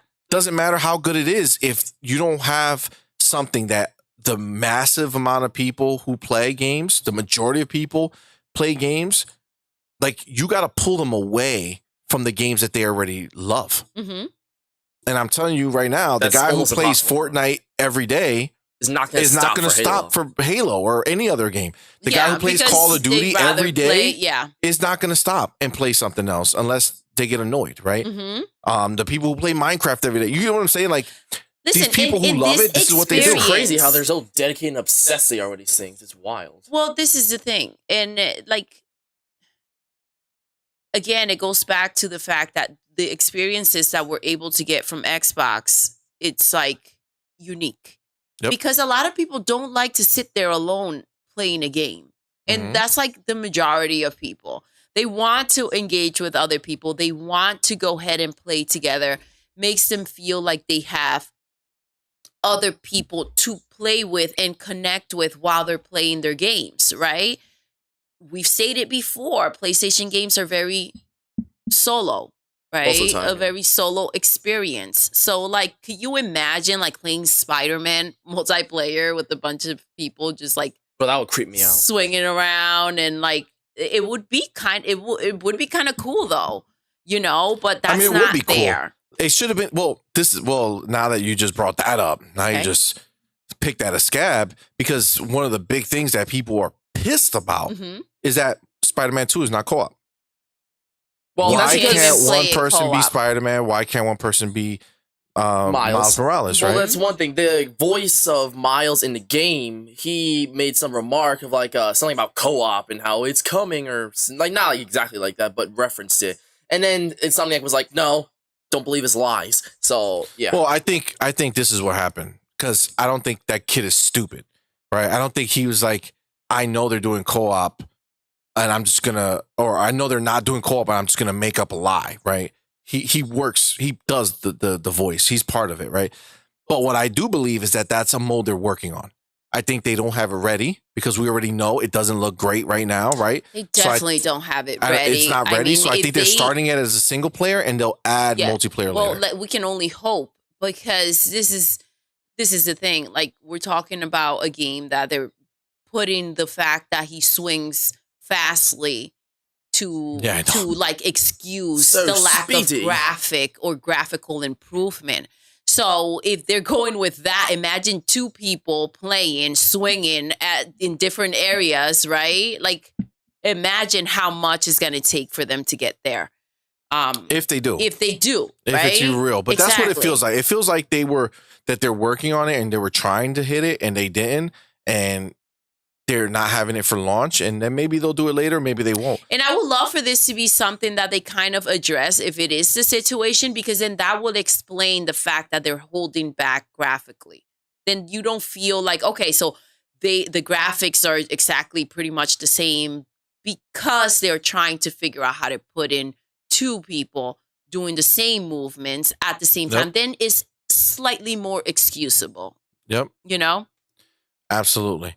And I mean, look, at the end of the day, it's not like it's not possible to do that, right? Correct. Like, it's not like you can't that's have them the playing problem, together. Right? We're looking at games like Starfield. We're looking at how much stuff can be done nowadays. We're talking about that Harry Potter game. We're talking about like Fable coming out, and who knows what they're going to bring us. Games. But like yes, I'm sorry. I'm talking about the world being open and being able to like see graphical like excellence and like absolutely details and being able to move properly. Like, again, I was flying that on that animal. I want to call it a bird. I want to call it a bird, a horse. Like, I don't know, but like it was stunning, and the world didn't glitch, and nothing happened, and it was still beautiful, and I was still able to go ahead and do what I needed to do. Right.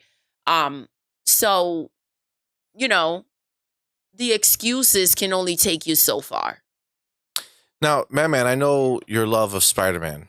Yeah. So Spider-Man. do you feel disappointed that they didn't push to make it co-op, knowing that there were both Spider-Mans going to be in the game? Nah. You know, every time they try to implement, I know live service is a different thing, but anytime they try to implement co-op or bring the whole family together, like look at Marvel's Avengers, look at any time where they try to bring multiplayer in, unless it's something like Ultimate Alliance, which is like a smaller, but it was made with co-op in mind directly, it flops pretty bad. So I think I'd rather them just keep it like this than to try to cram it to appease to people who want to play with another person and just have it be a mess or a messy situation.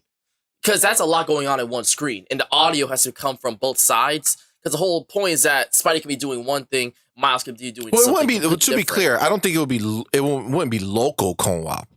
Like, it wouldn't be co-op sharing the screen. It would be online co-op, right? Where like when we played Halo, right? Mm-hmm. everybody had their own screen, Right. everybody's doing their own thing, Now, but within a certain but- distance from each Maybe. other, right? What I'm hearing is not that you don't want them to do. It's not You just that you think don't that want they'll them to do do it that. bad. You just don't think that they can do it. It's just a history shown that it can be pretty rough. If they Exactly. do it, maybe like a beta so it's or just some the shit, lack but, of you know, confidence in their ability to do so. I Not wouldn't mess that with it. because I think that you will love it. Is like if like you can play as like the Venom and also Spider-Man. I mean, I would still just play on my own. I had no desire to play with other people online, but still, yeah. Yeah, but we could, right? Like it would be Right? dope if Spider-Man was co-op. How hard would that co-op quest be for us? You know what I'm saying? Like, how dope would it have been for us to do a co-op quest where we're playing Spider-Man and beating the bad guys and doing everything? Like that would be super dope. Yeah, it would be awesome. Like they could have made it that way. I feel like the fact that they didn't was a missed opportunity. Mm-hmm. If I'm being honest, I think it. Like I'm also I prefer single player games, so I'm not like oh my god, like I'm not upset that this didn't happen. Yes, But I'm also like could have co-op doesn't mean you had to change the game. You're just adding one more person. He's already going to be in the game elsewhere, right? Like just make it so that they can be either right next to each other or make it that they could just be doing their own thing at the same time. I mean, I feel like there's a way they could have made it, yes. but this is my true belief. If this was a real PlayStation 5 exclusive, meaning that they're not using the bones of the old system, like of the old Yeah, I know PlayStation what 4 you're talking about. version, Yes. and this was like ground up, built for the PlayStation 5 exclusively only, all new systems, all new everything, I think they would have been able to do it. And I feel like the same reason why the graphics are just good enough, right, is the same reason why they're not pushing co-op or anything like that, because they can't, because they know what they did. They know they took the lazy way out. They're using the same map that they had before. They're just 100%. upgrading it in certain places. And then they supposedly there's leaks out there that says that it's the game is like almost double the size of the map. Supposedly they added a whole bunch because remember you got Queens, you got Queens and Brooklyn, Queens so and they all the fun added stuff. more to it, which is fine. But again, still based off the same bones, right? Yes. So you took that one map and then you're like, all right, well if you go down this street, there's Brooklyn, and you go down this street, there's Queens, right? Yeah, they just added. Yeah, but this is the thing, and when we go back to like Breath of the Wild, right, and Tears Yeah. of the Kingdom. Yep. We know that they use the same bones, right? Essentially. I mean, it's essentially the same thing. However, when you do get in there are so many more elements, so much more that like there's no denying the work that was put into that game. Meanwhile, Starfield. Can I tell you this is something? pretty insane. First of Yes. all, you are talking about Legend of Zelda, Breath of the Wild, and Tears of the Kingdom. The two games are night and day gameplay wise. Exactly. Because there's so much more shit you could do in part two So that much elevates the area that you were in part one, right? Exactly. But Yeah. then I look and at the screen and I saw Starfield And you're like, oof. and the And your beauty breath of was taken Starfield away. and the landscapes that they showed us Yes. that are literally like breathtaking. breathtaking. Honestly, it is. And it's like, F me, bro. Like, damn it, Zelda. Like, you know how many times I climb up to something really high and I'm like, the sunlight piercing is beautiful. Yeah. But if you stare at the world, it's like, wow, I can see how big this is, but there's so little detail. Like trees and grass, they just look. I mean, Like when you're polygons. walking in the grass, it looks great, to be honest with you, like dead ass. Like when you're walking through it, it's like, all right, this looks really good. But it's like, I just keep thinking about what a real Zelda could look like. I mean, it's Yeah. weaker than the Xbox One. You can't really blame it much. But, But hopefully I next could blame console, them for not coming out with another one yet. But I also don't blame them because the fucking first Switch one is keeps selling. like crazy. It's They're like- still selling every Yeah. month. It's crazy. Like It's the, crazy. It's like the Wii. It's like they didn't know when to put the nail in the coffin because they just keep getting sales. Well, you know why? Because there's no guarantee that the next one's going to do the same. But- I Let don't know me what it is, ask but with you- Nintendo, it's always success, failure, failure, failure, failure. Wii, success. Wii U, failure. Switch, That's success. why they can't Next- move away from Switch. Jeez. That's why it just has to be an upgraded Switch. That they should do just like Xbox, bro. Just do what Xbox is doing. That's it. Just make your more powerful Switch the Xbox Series X.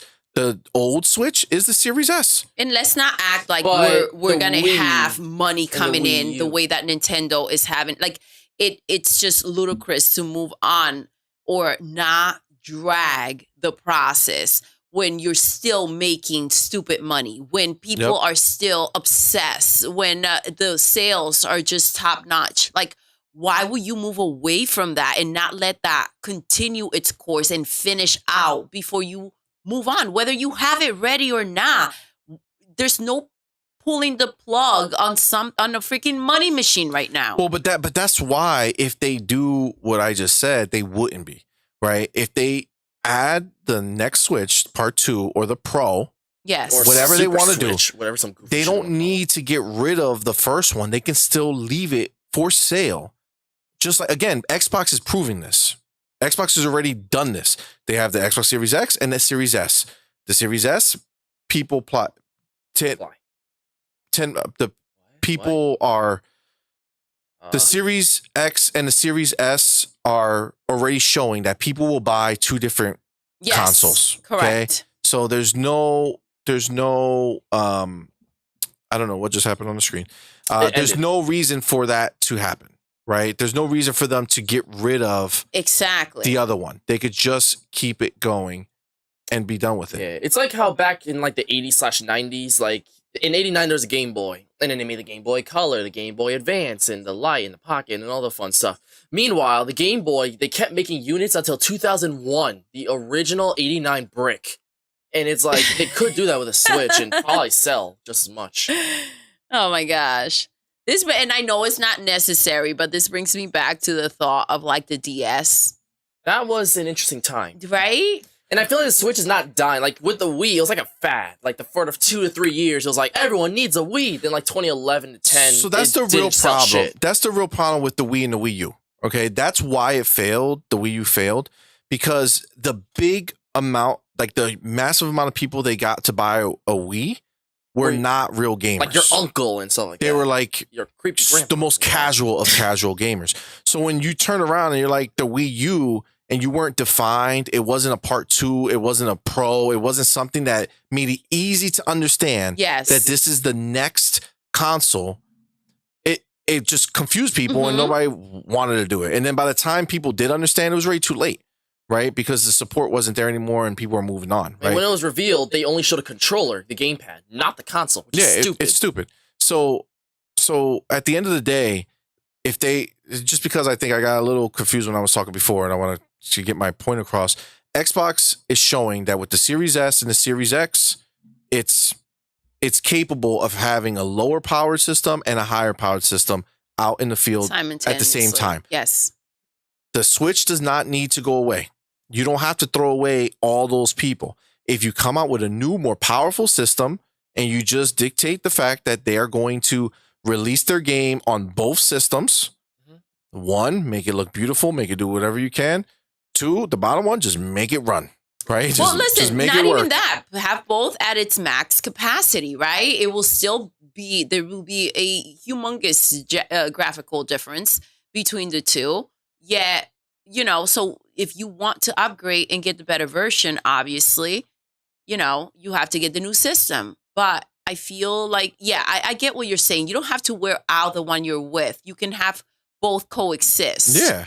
And there's still, the price difference will be there. Yes. Right, so you're still selling the cheaper one for $300, whatever, they're $250 or whatever. They always come out with the same price, though. That's why they like kind of wear it out, and then they have not jumped but you can into justify that world. it if you have this cheaper option. That's the difference. They come out at the same price because they're deleting their previous one and they're trying to replace it.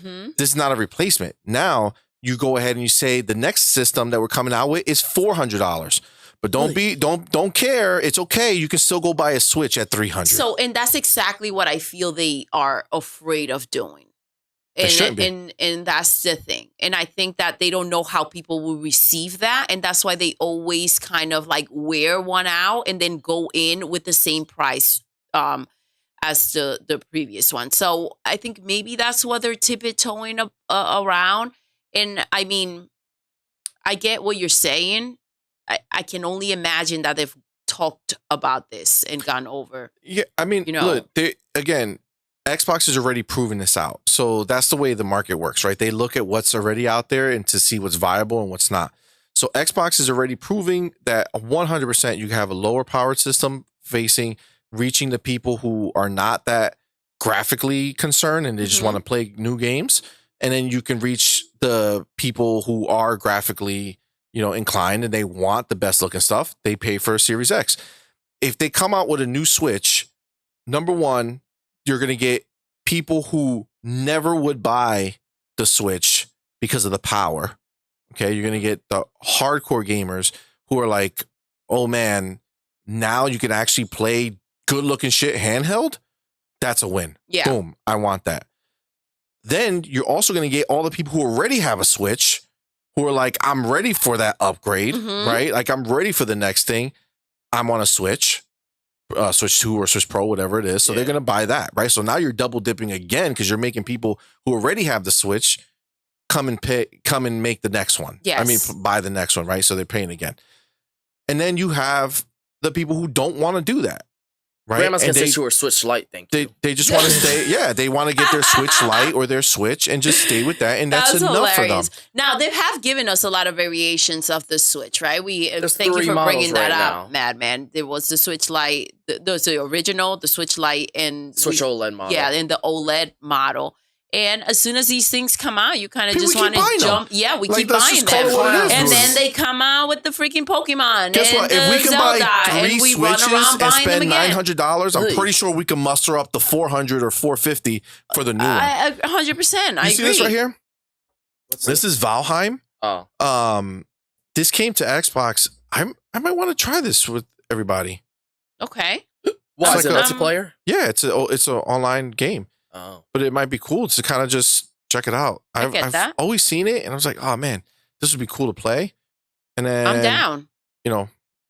Okay. and then I didn't. So All right. Well, it would be cool for us to do. I think so. Check it That'd be out. dope. Future. I appreciate For that. sure. I appreciate that. Yeah, at some point. But yeah, I mean, that's. I got to tell you, what was the topic that we started with? PlayStation layoffs. Those poor guys. So Oh my this was gosh. started from the PlayStation yeah. layoffs. For sure. All right. Hit me And with we the next ended topic. in this see money. crazy ass scenario. Okay. Keep it going, sweetheart. So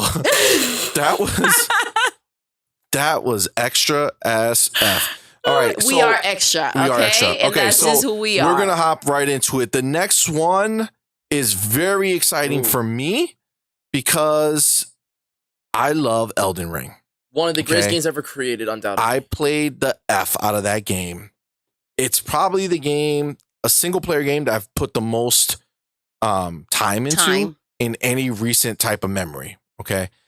It was Give me the juice. the most fun I've had in a game. C Money's for favorite so game of all long. time. I love it. It's so good. It's and- beautiful. By the way, it's not just so. It's just stunning. Yeah, it's stunning. It's stupid. It's stupid beautiful. breathtaking. It's stupid beautiful. Yeah. So I love it so hard. And they went ahead, and I stopped playing it. I rushed the end, right? At the very end, I rushed it because the Halo, Oof. nothing replaces Halo. Okay, Listen, no there matter how are much I love limits. something, There are limits. nothing to replaces Halo. the- This is weird. You This is gotta weird. C Money. When you hear C Money talk about loving something as far as a game is concerned, I could say, "Oh my god, I love this game so much." Nothing is even in the stratosphere of Halo. Yeah. Here's what I think right? it is. It's just separate. Elden Ring's your favorite video game. Halo's your favorite franchise. Halo is my favorite. Everything involved. I with guarantee gaming. you, if you will play get Halo and then you dropped play for Elden Halo. Ring, let's be honest, Elden Ring's probably better Well, it's as a game. Well, no, it's a very different game. Don't start throwing words out there, okay? This Don't one make me gets don't make me emotional. change my feelings on Elden Ring right here. Fuck this game, burn this shit. Oof. But as far as outside of the world of Halo, okay, Elden Ring was phenomenal. And again, I rushed it because at the very end, I rushed it. Like literally because they were coming out with a new season of Halo multiplayer. I get that. I knew I was going to deep dive into that. So I couldn't be still like obsessing over Elden Ring. Elden Ring.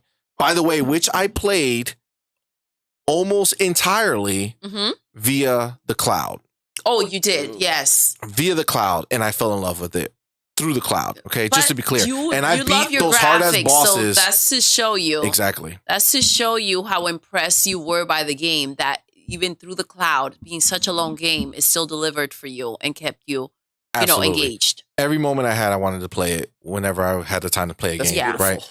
So the reason we're That's talking about this, the beautiful. reason we're talking about What a love this story, you guys. is the fact that Elden Ring's Shadow of the Erd Tree, that is the DLC that they planned, it is the size of 2 DLCs. Dang. That's huge. From Software's first piece of DLC for Elden Ring will deliver a massive amount of content. So they basically took the DLC they were going to make and they just bundled it up with the next one because they can't stop because You they're can't amazing, stop. bro. Yeah. But, talk about overachievers, huh? I mean, good for them. That's crazy. From Software is definitely one of the up-and-coming developers that they always had their Souls fans, like Dark Souls, stuff like that. But you notice that with every release, they become more and more critically acclaimed. And then Elden Ring was just like the peak of it. And, good for them, but this is just a win for the consumers. Of course. A bang for your buck. How much is it? $70 for just the DLC? Or is it like humane? Humane. This is inhumane. Yeah, so let me say the rumor the way he did it, right? So this guy Lance McDonald, he's a known leaker. So he did a Discord post and he stated, "The Shadow of the Erd Tree will be an absolutely massive update on par with 2 separate DLCs, not least because the developer ended up rolling." I had a screen pop up on my thing while I was reading. That's Oof. great. That's inhumane. Absolutely. Super inhumane. All right, where am I? Who am I? Who am I? Sam I am. Not least because the developer ended up rolling all of its post-launch content plans into this one expansion. That's freaking So they were gonna drip feed us stuff over time, and then they were like, "F it, let's just drip, do it all." That's a dope song. All in together. Yeah. So they From Software originally intended to offer a season pass for the game, but ended up canceling those plans before they released. Okay. So all right. This is huge for me because guess what? Right at this very moment in life, You're going all back in. there's nothing that is so captivating to me. Yes, that you can't put aside That to I go can't ahead and stop get to back play. into Elden. Elden Ring's update. Halo 7 confirmed. So, I mean, that will do it. that will do it for sure. That's it. That for sure.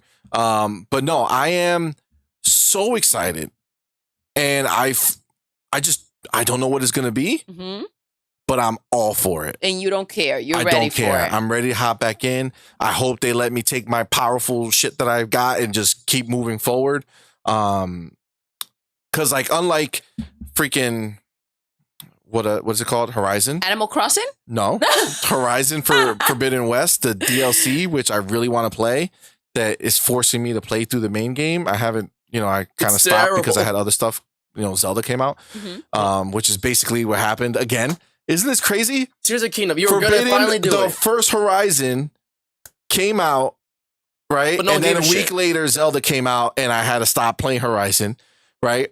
Then the next time, Oh my Elden gosh, Ring, this is so Ring came true. out. Elden Ring came out and stopped me from playing So who gives a Forbidden shit about West. Horizon? Oh my And then gosh. finally, a year later, I'm like, okay, I'm diving deep into Horizon. I love it, right? I'm talking about it. I love it. I gotta beat this shit so I can play the DLC. This is a And big then fucking treat. Zelda came out, and now And I'm you done. dropped it. Damn. Yo, Horizon can't is catch a break with the you, worst bro. luck, bro. Can't catch a break with you. And I really do enjoy This Horizon, is crazy. But it's not Zelda. but it's not Zelda, and that's wild. And the production value of Horizon is insane compared to this. And it's like fucking It's the Zelda. same game they're And I feeding you. never liked Zelda. Yeah. Jeez, that's wild. I feel like you always force feed it yourself. Like, oh man, like whenever a Zelda would come out, you'd be like, oh, I'm gonna get this Zelda day one, and then you play 2 minutes. Like, that was great. And I'm then done. Breath of the Wild was the only time you See actually you played never. it. But Breath of the Wild was amazing, bro. And Tears of the Kingdom is fucking amazing. It's weird. It's weird because it's nothing New. It's not doing shit different. When you look at it, does. really, you're like, this is the same shit. It is, dude. I'm literally doing the same shit, but you do it differently, right? Because now you have these new powers and stuff you can do. But it's like I'm literally playing this game, right? And I'm like, I don't even know what the story is. Okay, I'm supposed to go find somebody. I'm like, I don't even know where he is. So I'm just gonna keep going. And then like I go to a new place. I'm like, yo, there's a shrine all the way over there. I need to get there. right? And now you can shoot up the towers, and then the towers shoot you high up in the sky, so you can kind of float and do stuff. And I'm balancing like diving and gliding and diving and gliding, so I can get to as close as I can to these places. Yo, it's just so fucking dope. I don't know. It's so hard to explain. Like, there's no real reason why it's so amazing, but it is. And that's what pisses me off, because I really wish it looked better. Like, if it looked like Horizon. Oh my God. Can you imagine if it looked like Horizon and then just played the way it did? Oh my God. Oh man. The troubles. Even Horizon has that glider that Zelda has. Wow. It doesn't feel the same. It is not the same. There's no excitement. Listen, they try so hard. Look at this damn glider. It's like you just, and then you play in Zelda. You're not Zelda. Yeah, I know. A shitty glider. I've never seen this before. The other one's all high tech and shit. It's like, oh wow, that's crazy. This other one goes 4 pixels. It all comes back to the charm. It right? does. It's and just that the truth. feeling you get when you're playing the game. It all has to gel. It really does. And I could tell you that it really does for Zelda Tears of the Kingdom, dude. Like, it's so stupidly good. This is like what when Albert Einstein figured out what E equals. People are still trying to figure out what's the magic. No one knows. It looks shittier than the rest. It's the same shit, but people love it way more. It's like, how? And listen, it's just... I think it's Lick's hair. It has the it factor. That's all we can say, right? It has that je ne sais quoi situation going on. And that's the only way to explain it. It's all what people gravitate towards. It's really true. I mean, it's just the reality of it. And I love it so hard. Oof. And that's where I'm going to leave it, because there's freaking Zelda, man. That's true love right there. It is. It is. Madman's here crying. Halo 7 confirmed. So touched. Everything will be dropped. Everything will be dropped immediately. All right. I meant nothing I said, you guys. Yeah, I know. All right. So the next story. That's conditional love right there, you guys. Okay. So, go on, C. Yeah. So the next story, Comcast. And I know that's a weird scenario. Yeah, that's a big switch. NBC Universal. Comcast are like the big dogs and of film TV and stuff like that. And shit like that. Like, they own like a bunch of they own everything. Universal, DreamWorks, Illumination. They actually bid. They were it was them and Disney on a war for Fox, and Disney won. But Comcast is still a big doggy in that realm. Yeah, like that's really, they're like one of the titans of the industry. That's like the thing. They're not quite a Microsoft or anything like that, but they're up there. Like, they have the money to make moves if they want to. Okay. So the reason why they're coming up in our games cast, right, is they have been looking into gaming. So they were quoted as saying that Comcast has a missing piece in its media. Okay. Said Gita Rangatagataga. What? I didn't know that name, so I should probably have not said it. Yeah. But we get it, see. We get it. We've all seen those words. Absolutely. So Comcast is taking a closer look at gaming for the next leg of growth and customer engagement. And they have been essentially kind of rumored to have been in talks. I mean, they kind of disclosed the fact that they were in talks with EA last year. Okay. To try to buy them. Yes. And then they also had conversations with Nintendo. Ooh. With Take-Two Interactive. Probably. And even with Activision Blizzard as a backup if Microsoft can't acquire I don't know them. what's a bigger joke, Nintendo or Activision. There's no way Microsoft's giving up. Well, Microsoft is not going to give up. They'll fight to the end of time. It'll be like, there'll be skeletons by the point. Phil Spencer will be like 80. He's like, we did it, boys. It's ours. Yeah, I mean, but so I mean, this is the thing.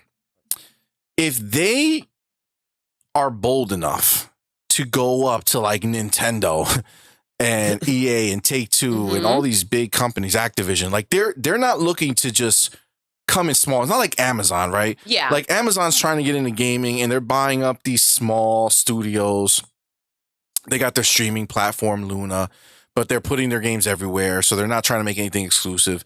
And they have like these small studios that they're buying up and kind of dipping their toes into gaming. gaming. It's like I feel it's weird when tech companies have the money to do crazy shit, but they just like try so little. It's Well, weird. because they don't know it. They want right? to test it out. That's So the they don't reason wanna why they go have all so in. much money. Remember, everybody can be on the same page and remember Google, who is Google also Stadia. one of those titans, right? They're a Microsoft. They can Apple easily and fight in that Google, Apple, and Microsoft are the Trinity. shit. Yeah, okay. the Holy Trinity. Microsoft, I think, is the most valuable Yeah, one, but it not by switches. too much. It switches all the time between those three, right? Yeah.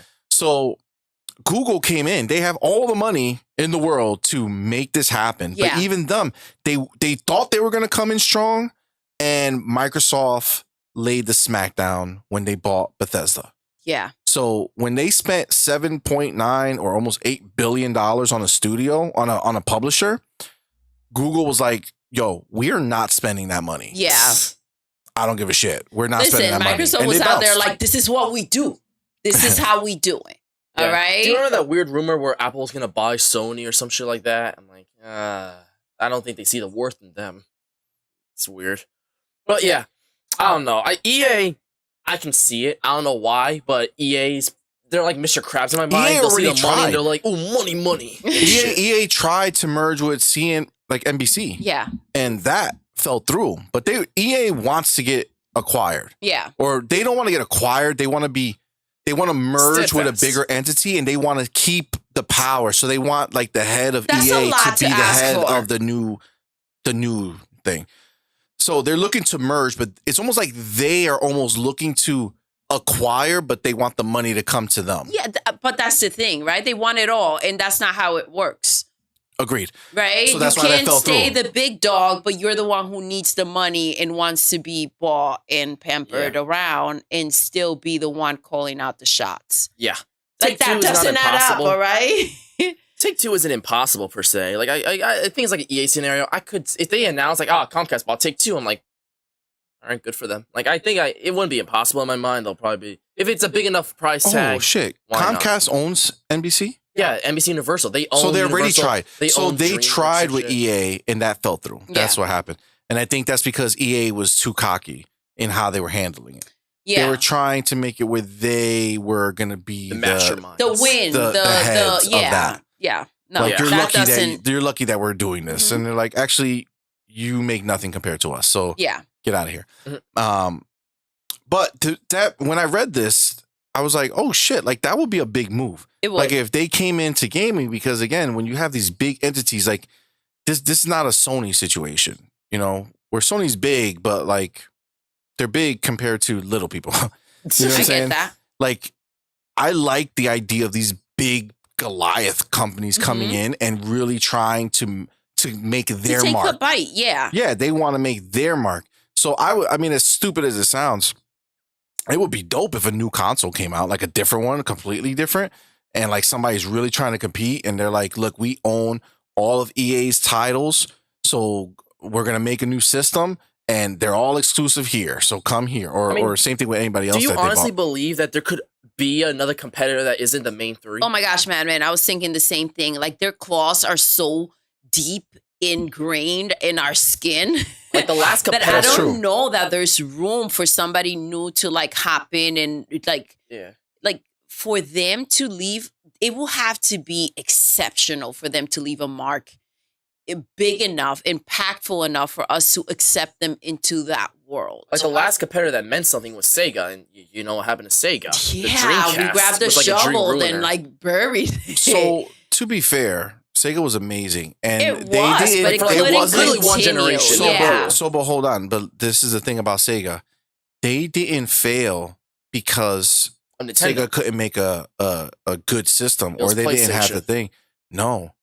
Sega failed because they released the Saturn almost as a shock, and they did exclusive deal with one of the stores to release the Saturn.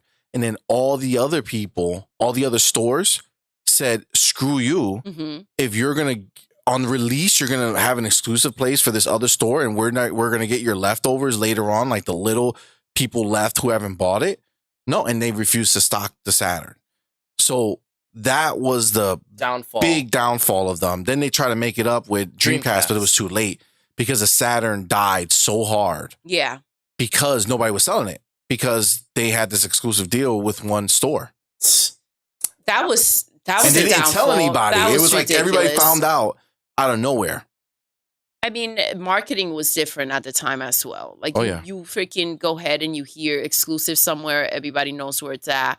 And like before, you kind of had to run into things, right? Where now it's like you go on Twitter, you go on anywhere you freaking go, you find out the information that you need to find, even things you're not really looking for. You're like, oh, damn, really? Let's go.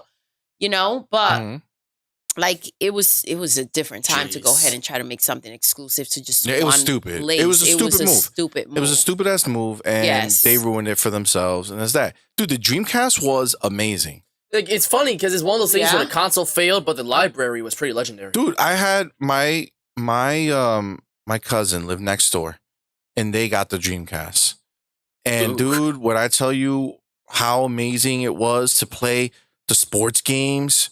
Oh my God. NBA 2K was amazing. Halo NFL, amazing? Well, no. I'm just messing with you right now. You also got to remember at that time, Halo wasn't there. Yeah. Xbox wasn't out yet. So better. Coming out. Yeah, it was not out yet. So I didn't know. Xbox was all a dream. But in 1999, 9/9/99, that's when it released. Damn. September 9th, 1999. The fact that that's ingrained in your mind. Yeah. Oh, I wanted one so badly. We have them now. We have like fucking 6 of them somewhere in the house, right? Hi, Natalie.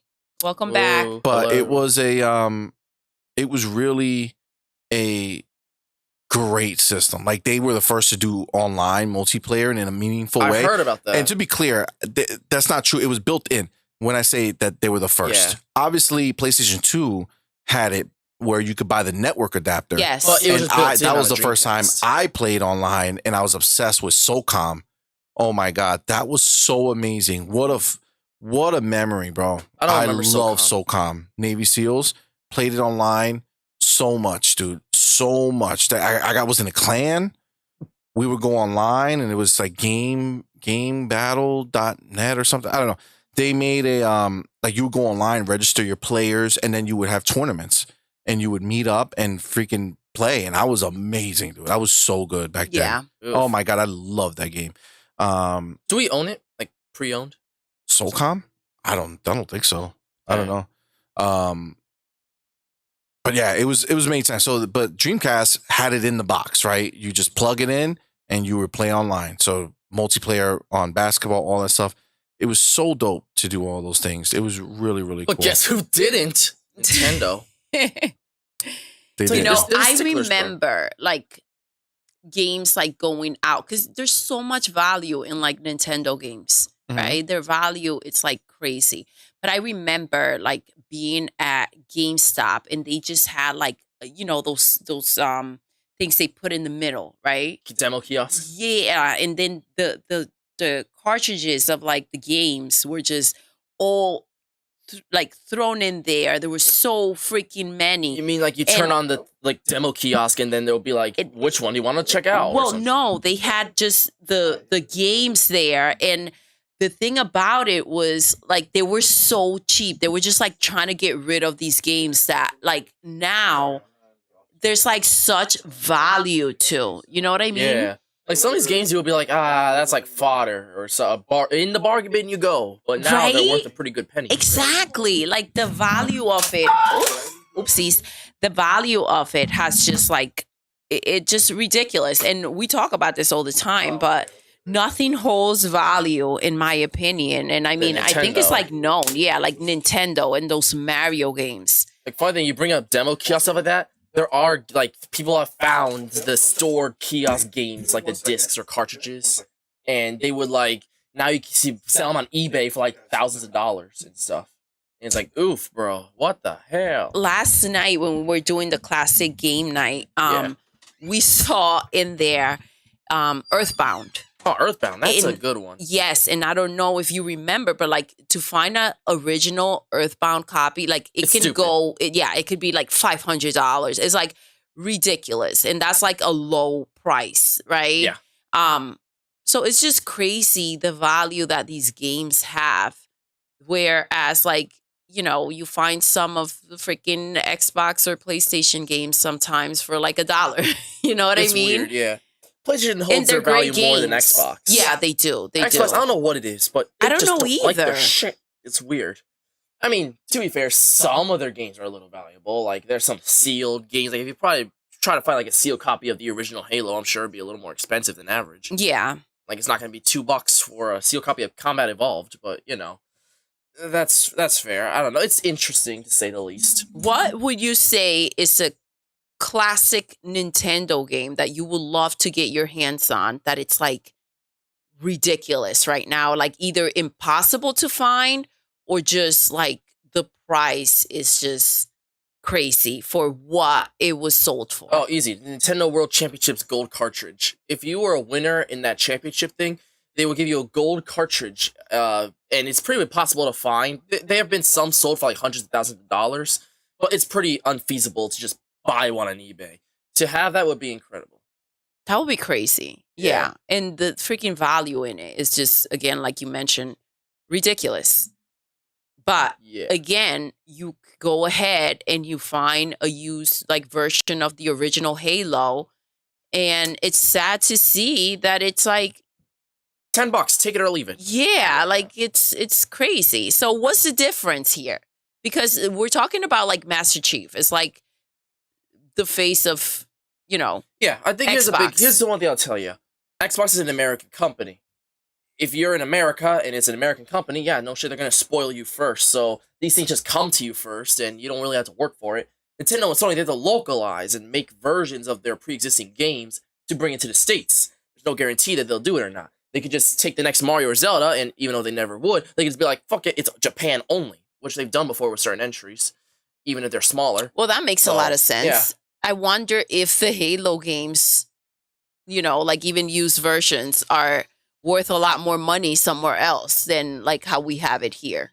Yeah, that happens with cars too. Like, I guarantee you a Lamborghini in their home country is not as valuable as over here. I get that. That happens with a lot of it's a lot of moolah over here.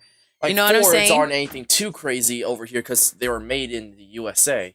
But if like try getting like a Buick even, or like a different kind of car, like a Chevy or something, it's a bit more expensive here. But you go to their home country and it's probably like a basic car, like a Hot Wheel toy. Like a Hot Wheel toy. I don't think you can go ahead and be like, yo, let me get that. Let me get that Lamborghini for $1 or $2. Oh, yeah. That's funny. Anyways, yeah. So how about you, C? What is a game that has, skyrocketed in, an old game in price that has a value right now that you would love to get your hands on, if any? I think I'm going to go into if any part, because I don't think there's any game I can think of that I would care to own. Like, perfect copy. Value maybe? is scale. Like, you scale on the idea of value.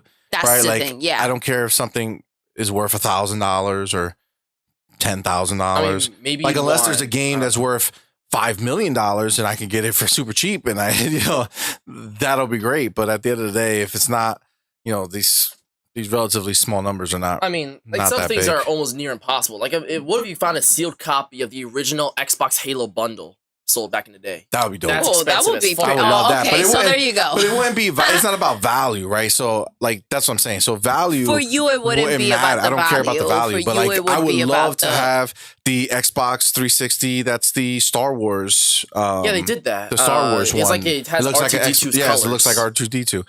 I would love to have that. I would love to have the. They made the Simpsons the Gears of War one, where it's like Homer's. Yeah, I would see. For me, I would love to have them as a collection. So for me, I would love to have every single version of the original Xbox console. I would love to have every version of the original 360 console. I would love to have every version of the Xbox One. Like, I dare you to collect the 3DS variants because it's stupid how many. Oh no, I'm talking about Xbox. I don't care about the other systems too much. They don't really have that type of impact for me. Oh, I would love to own the Marvel Spider-Man PS4.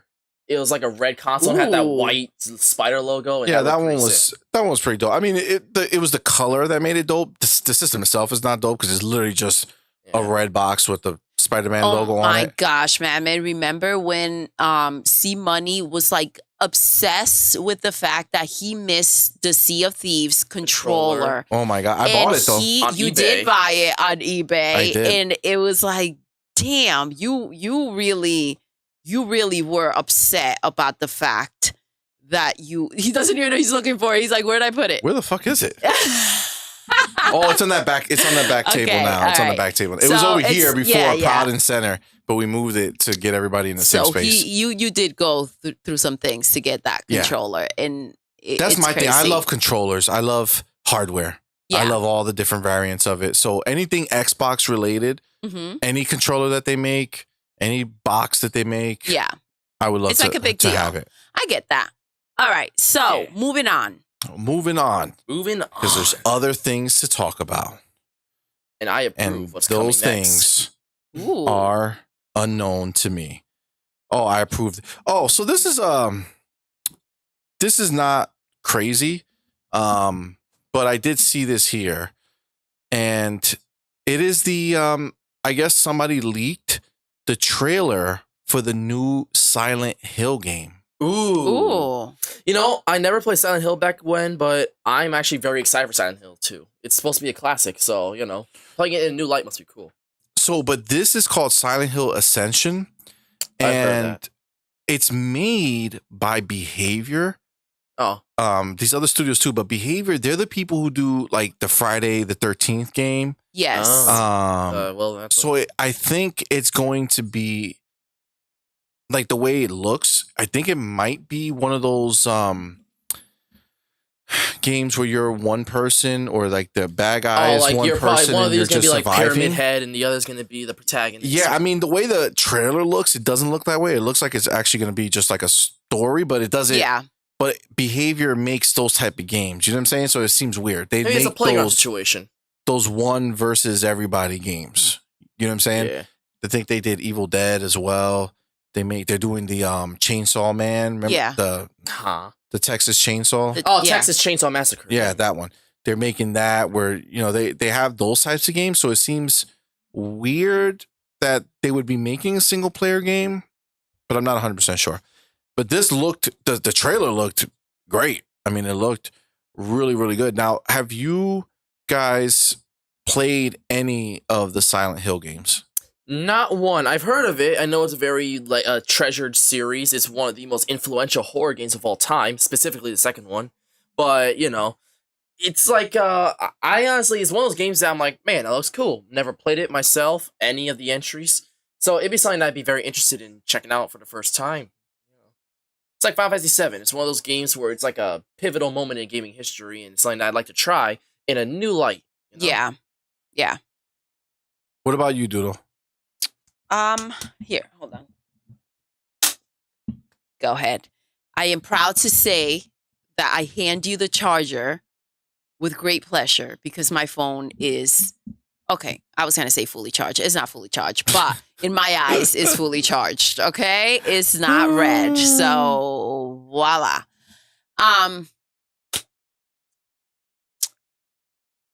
What do you ask me before? Silent Hill. Silent Hill? No, I have not tried it, see. So Silent Hill... You should know this. Well, yeah, I don't know if you maybe played it once in your life before. It came out on the original PlayStation. Did the second one come out on the original PlayStation as well, or the PS2? I don't remember. I'm not 100% sure, but I will say that Silent Hill was a big deal before for me. Like, okay. I did, like, Silent Hill 2 was really good. That twist at the end got me really good. I heard there's like a secret ending, like the dog was behind all this sort of thing. I know it's like an ending. Not like that, but there was a an ending that made you like think about question things. It's almost similar to like the BioShock ending. That made that so great. But it's like a Resident Evil, a slower paced Resident Evil, right? They were coming out around the same time. Yeah. Right. So Silent Hill was less action oriented and more like Resident Evil, and more like scared.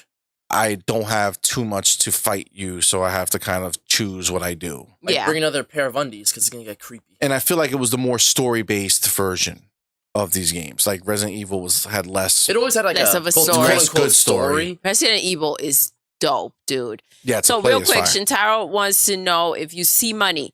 If there was a special edition for Halo that has Master Chief full suit, he feels that I bet C Money will pay any amount of money for Facts. that special edition. Facts. What does Those that are mean? facts. You're gonna get Master Chief in the full suit even if you buy the game. No, I think he means like the actual physical suit.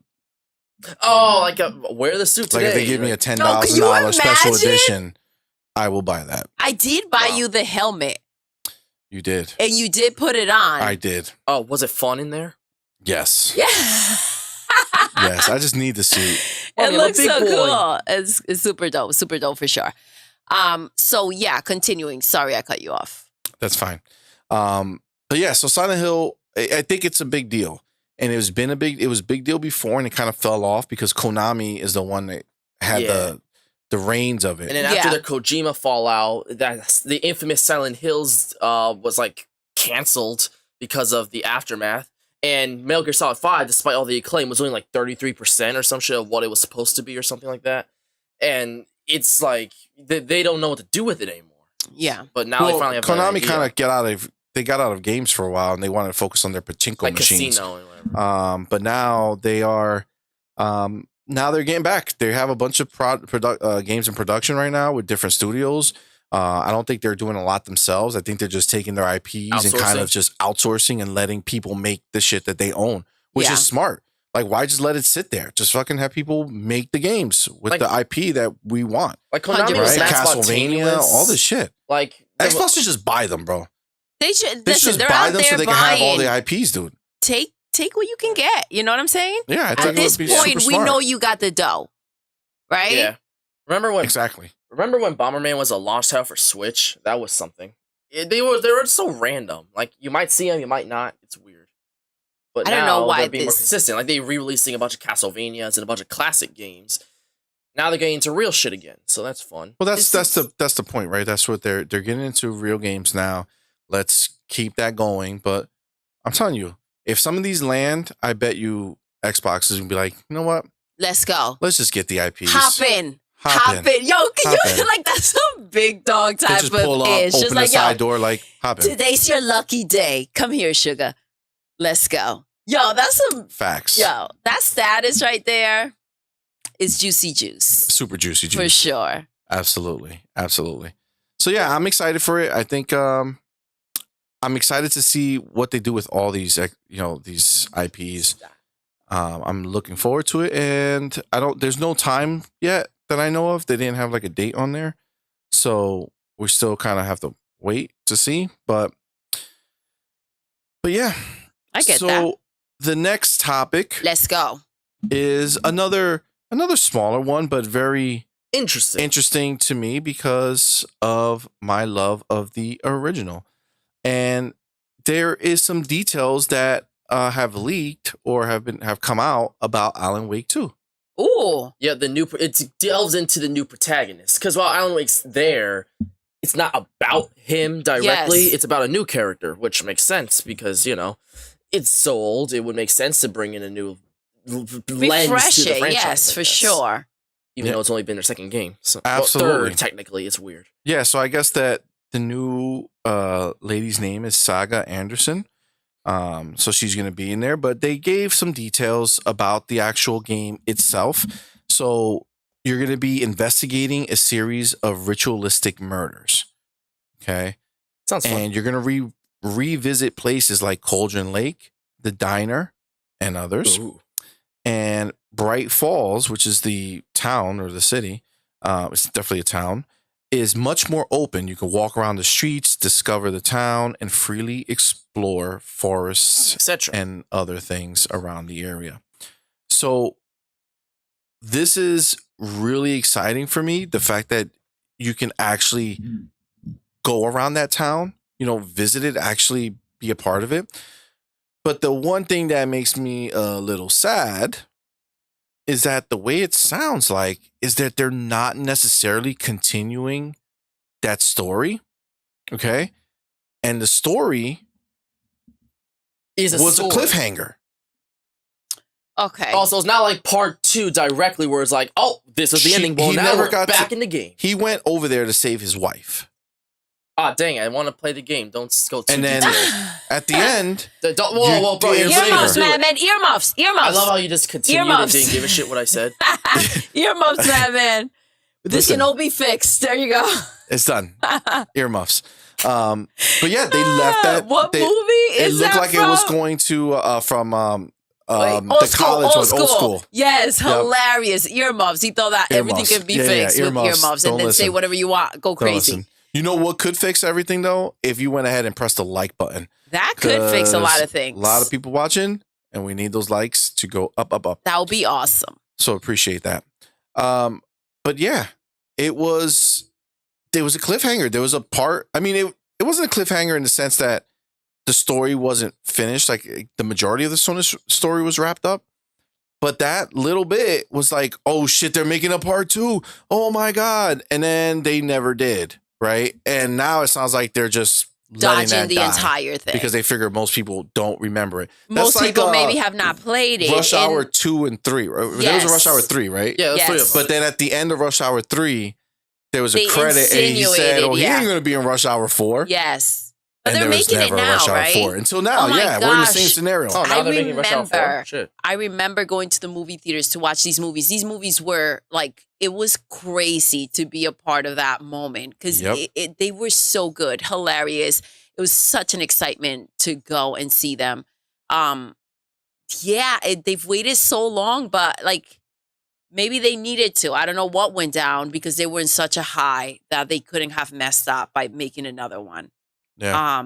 So something went wrong over there. Something went in the background. Yes. Yeah. I'm sure there were stories done. Egos, maybe. Isn't it weird how the prime suspect, like if you look at Pixar, they wait like 10 to 14 years before they make a sequel. They're like, now's the time.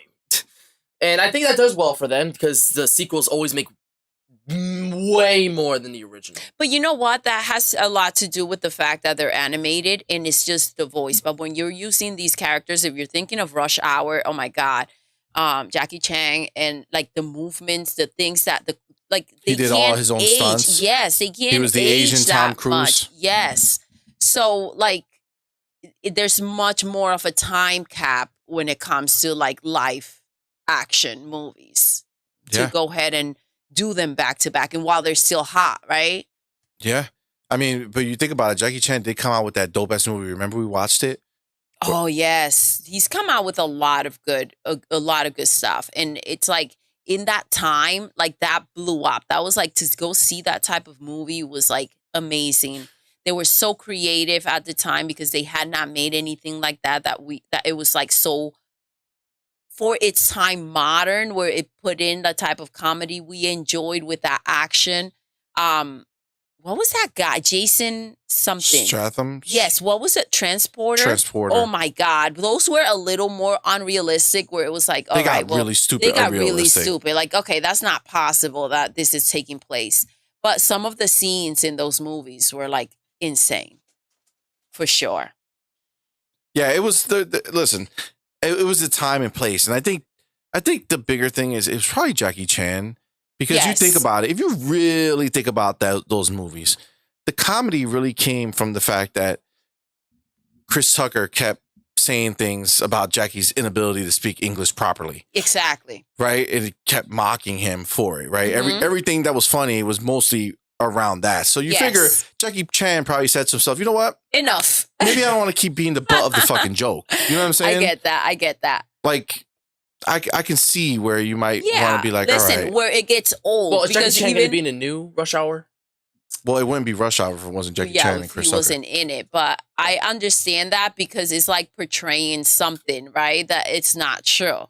So after a while of continuing with the same nonsense, you start to feel crappy about it and people start to believe it, right? Yep. Words are strong, whether they're place, wherever. So I can't imagine being the joke on something like that and withstand it for that long. Yeah, especially since you made all the money already. You know what I'm saying? Like you made the money. And you have other options. Yeah, you don't have to keep being the same way. Around. Exactly. 100% agreed. But, I agree with you. They probably took it too far to tolerate a joke and then continue with it and abuse it. No.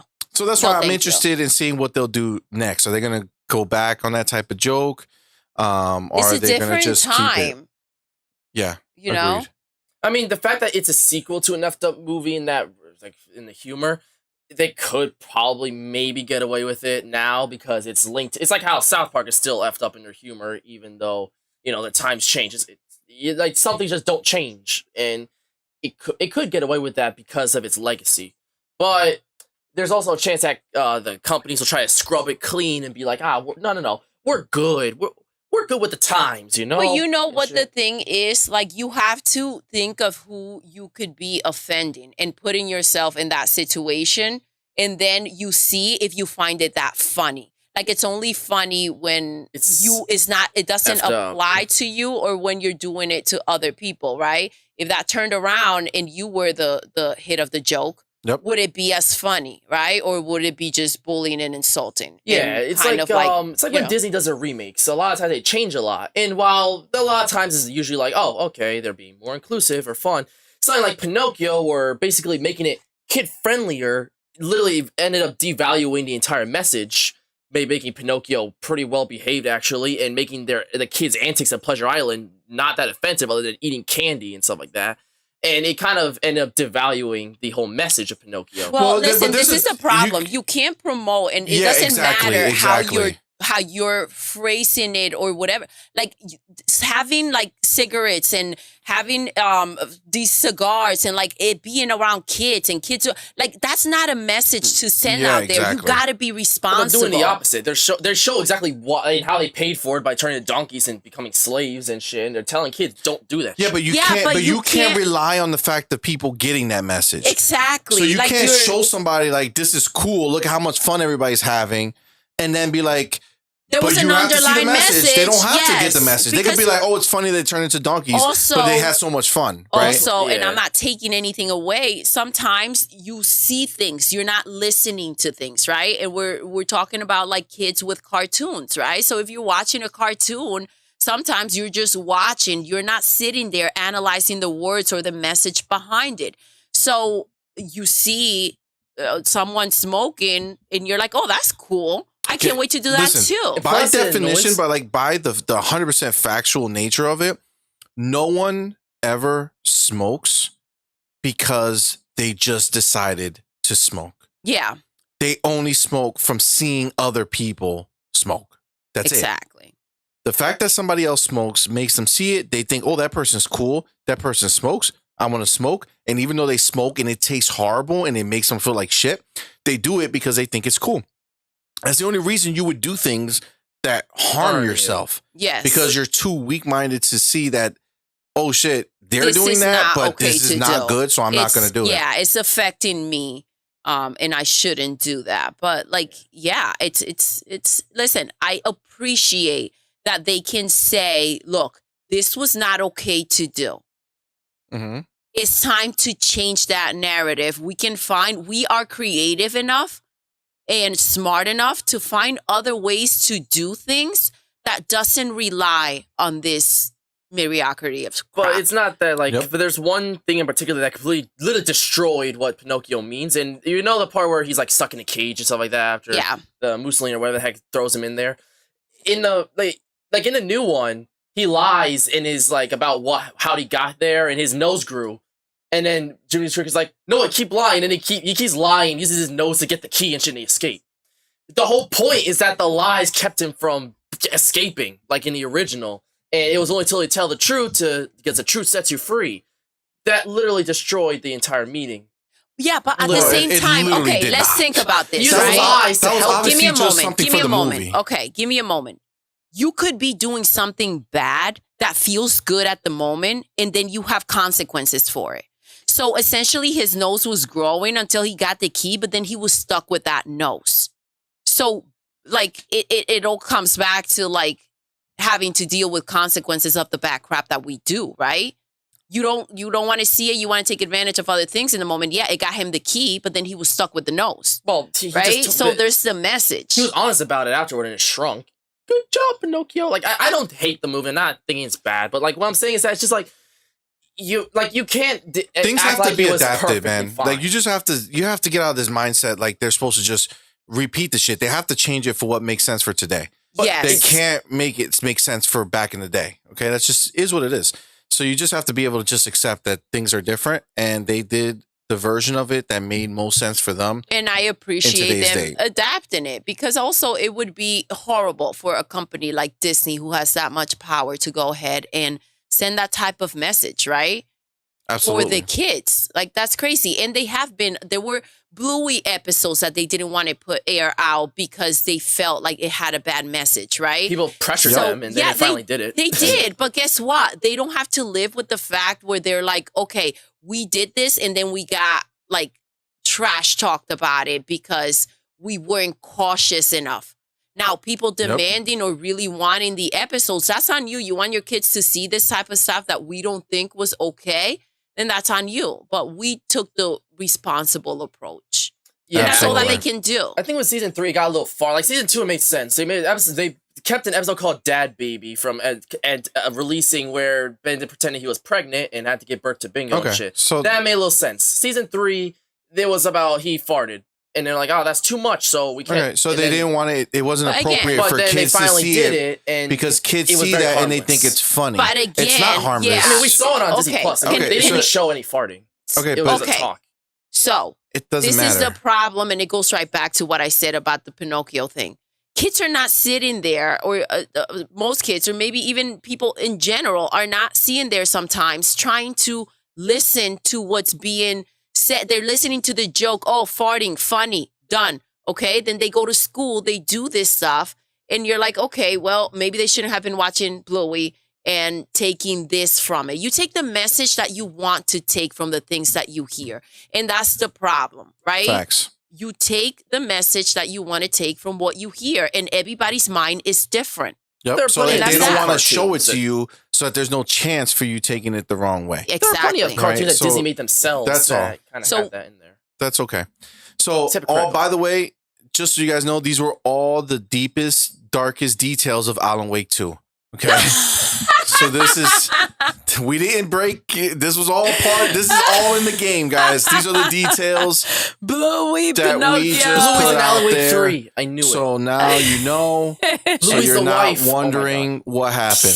So we're going to move on from Bluey Yes. and Alan Wake 2.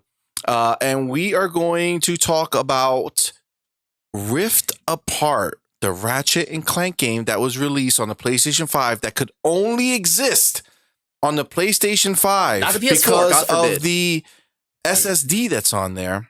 Loading times. It is been confirmed that it will be coming to PC on July 26th. Rad. Ooh. I beat. Now, You beat? You beat Go it? ahead. Huh? Oh, You no, not Rift. The last one they made, the remake of the original Ratchet and Clank on PS2. Remember the PS4 one? That was really good. And Rift Apart looks really good too. I haven't gotten to it, but it looks really good. I'm open to trying it out myself. So yeah. so listen, they released some screenshots for it and it looks amazing, but that's because it's on the PC. But the bigger thing is they made such a big deal about how it wasn't possible for this game to run on regular hard drives I mean, or it would've anything been- slower than a PS5. Yeah. But now they're about to release the game on PC where millions of people don't have an SSD. They have just regular ass hard drives. I get that. I get So that. is the game going to explode?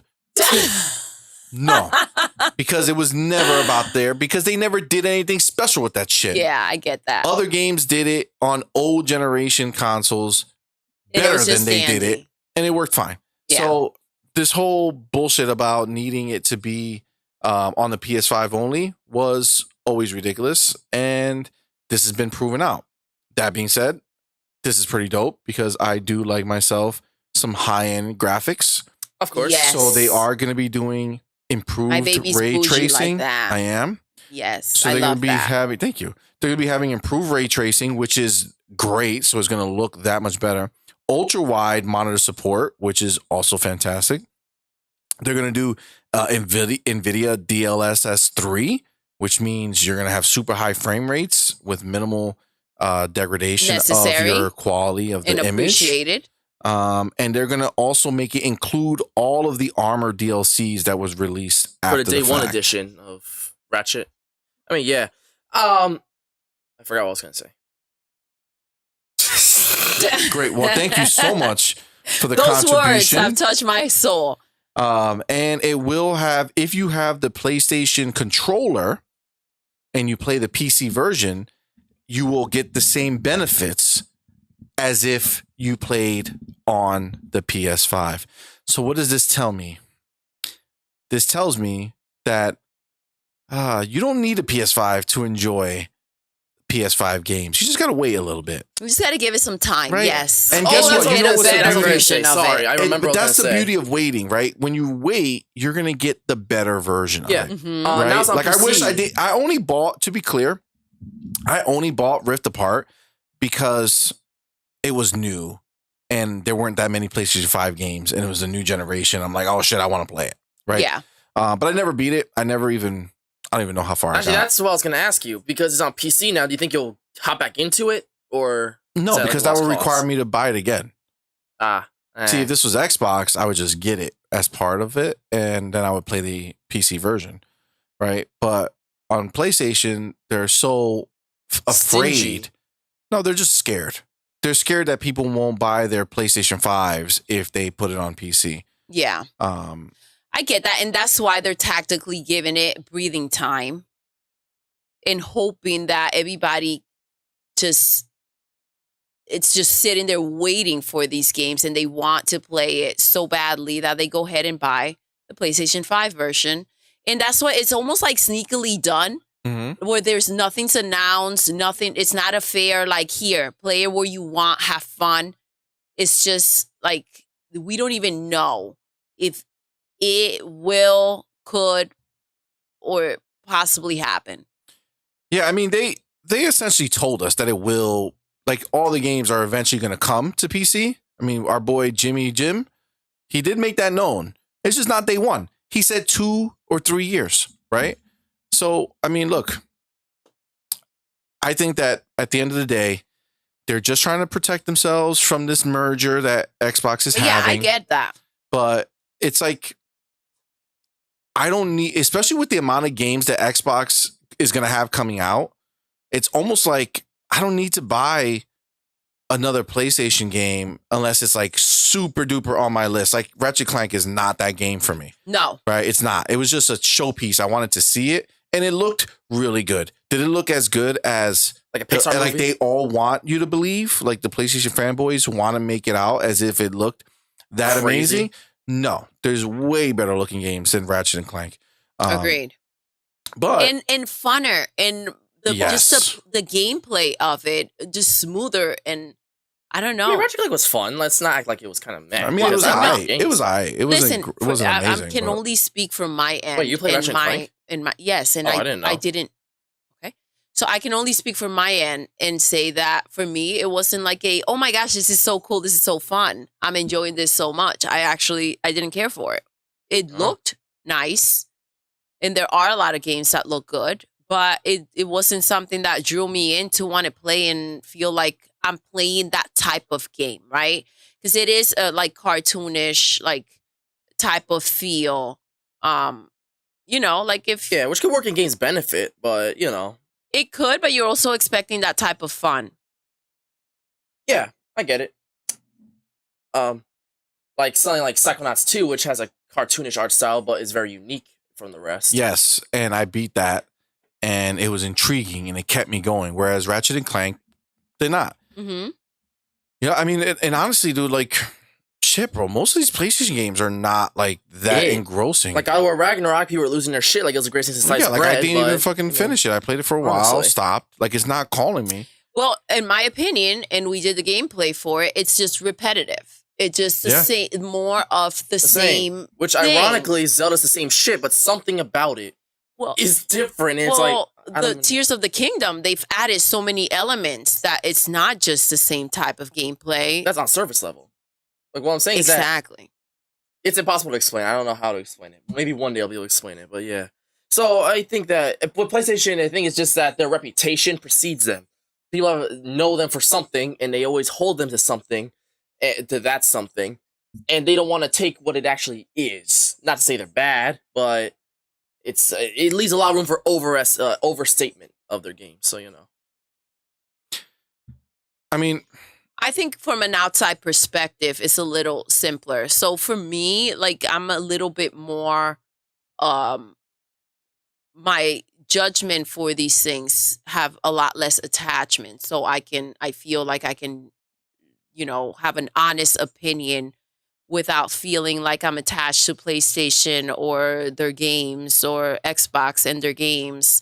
Even Nintendo, I think I'm pretty fair with. But I'm pretty honest with this stuff. yeah.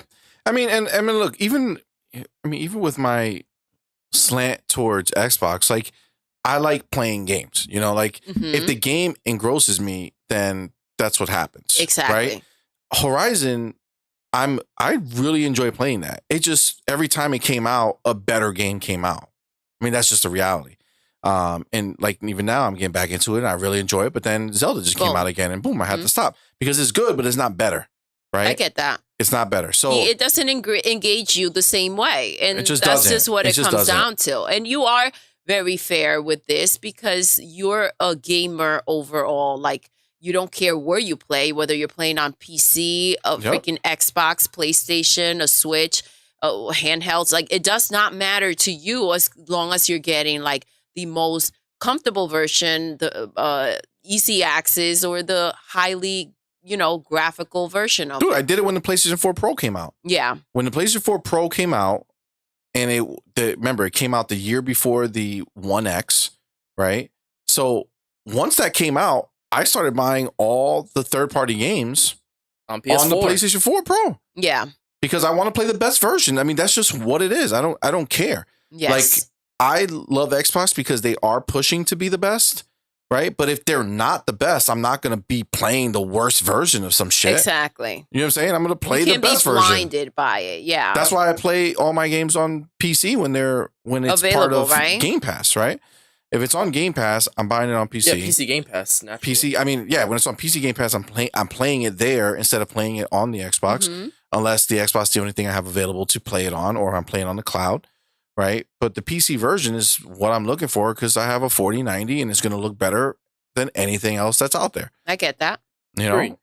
But PlayStation 5, if they come out with a PlayStation 5 Pro and Xbox is like, nah, we're good with this, but the PlayStation 5 Pro is much better than the Xbox, versions of everything, then if it's not on Game Pass, I'm going to get it on the PlayStation 5. I get that. Dang. You know what I'm saying? I mean, that's just keeping it real. That's just what it Phil is. Spencer heard that. Good. He should keep it fucking keep being the most powerful. That's it. If there's rumors that they're gonna come out with a new PlayStation 5 Pro, don't fucking let PlayStation 5 Pro come out a year before you, and you're stuck with people constantly having to see that the game looks so much better on the PlayStation 5 Pro, and it's your Xbox Series X version doesn't cut it anymore. You know what I'm saying? I mean, that's just the reality. Don't fuck it up. Keep the power. Don't mess it up. Absolutely. Actually, when I went to E3 in 2017, I talked to the guy Albert Pinello. He used to be in charge of like the hardware and stuff, and I spoke to him, and I told him like we were talking, and I said like, listen, the only thing that I ask for is that you don't let us fall behind the power narrative again. I don't want to be in a situation where you have PlayStation more powerful than us. And he said that they will never let that happen again. And ever since then, the 1X has been more powerful. Series X is crushing it. I love that you got to talk to these people and dope. be there That was so dope. And experience that. That's freaking awesome. Yeah, that was super dope. That's why you got to live in the moment and do what makes you happy. Because look, then that's open, shut down. Could you imagine if you said, you know what, I'm going to wait 5 years. Well, it was you I'm going to wait till this. Pushed me to do it. Because you have to live and enjoy your life and live in that moment. You may not get an opportunity to do the things that you can do right now. Whether you Absolutely. think that it will be better to hold off. Like you hold off and it's unknown. And then COVID hit and they shut all that down and you could have never experienced that. So I'm so happy that you did.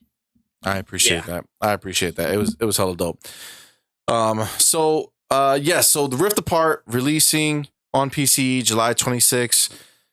That's great. And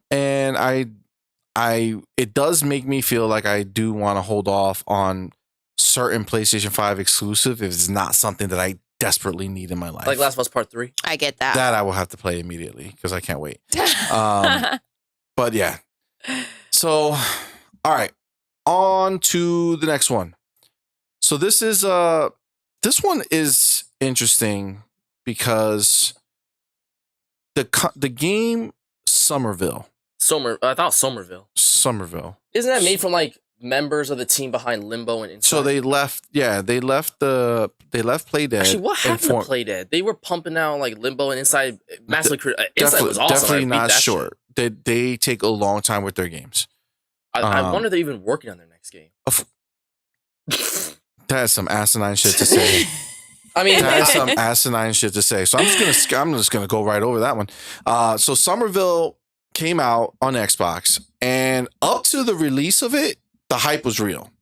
Like it was like, oh shit, the company who made Inside, Limbo, all that stuff, the guy left. He started his own shit. He's gonna make something so dope. But it was okay. Okay, it didn't rock anybody's socks off. Right? It was a decent game. Not as engaging as other games, like I don't know what Inside or Limbo. They were like creepy but engrossing. It was weird. Yeah, so Plain, I mean, but it's like what's going on? It's not that this was like trash. It had its moments. I didn't beat it, so I have to go further in it. And it's something that I think in life I would kind of go back to see it through more to see. Like I would probably give it one more shake to see if it grips me. Yeah, because I was playing it for a little bit, and then like the first big puzzle like took me forever to figure out, and it was like so stupid.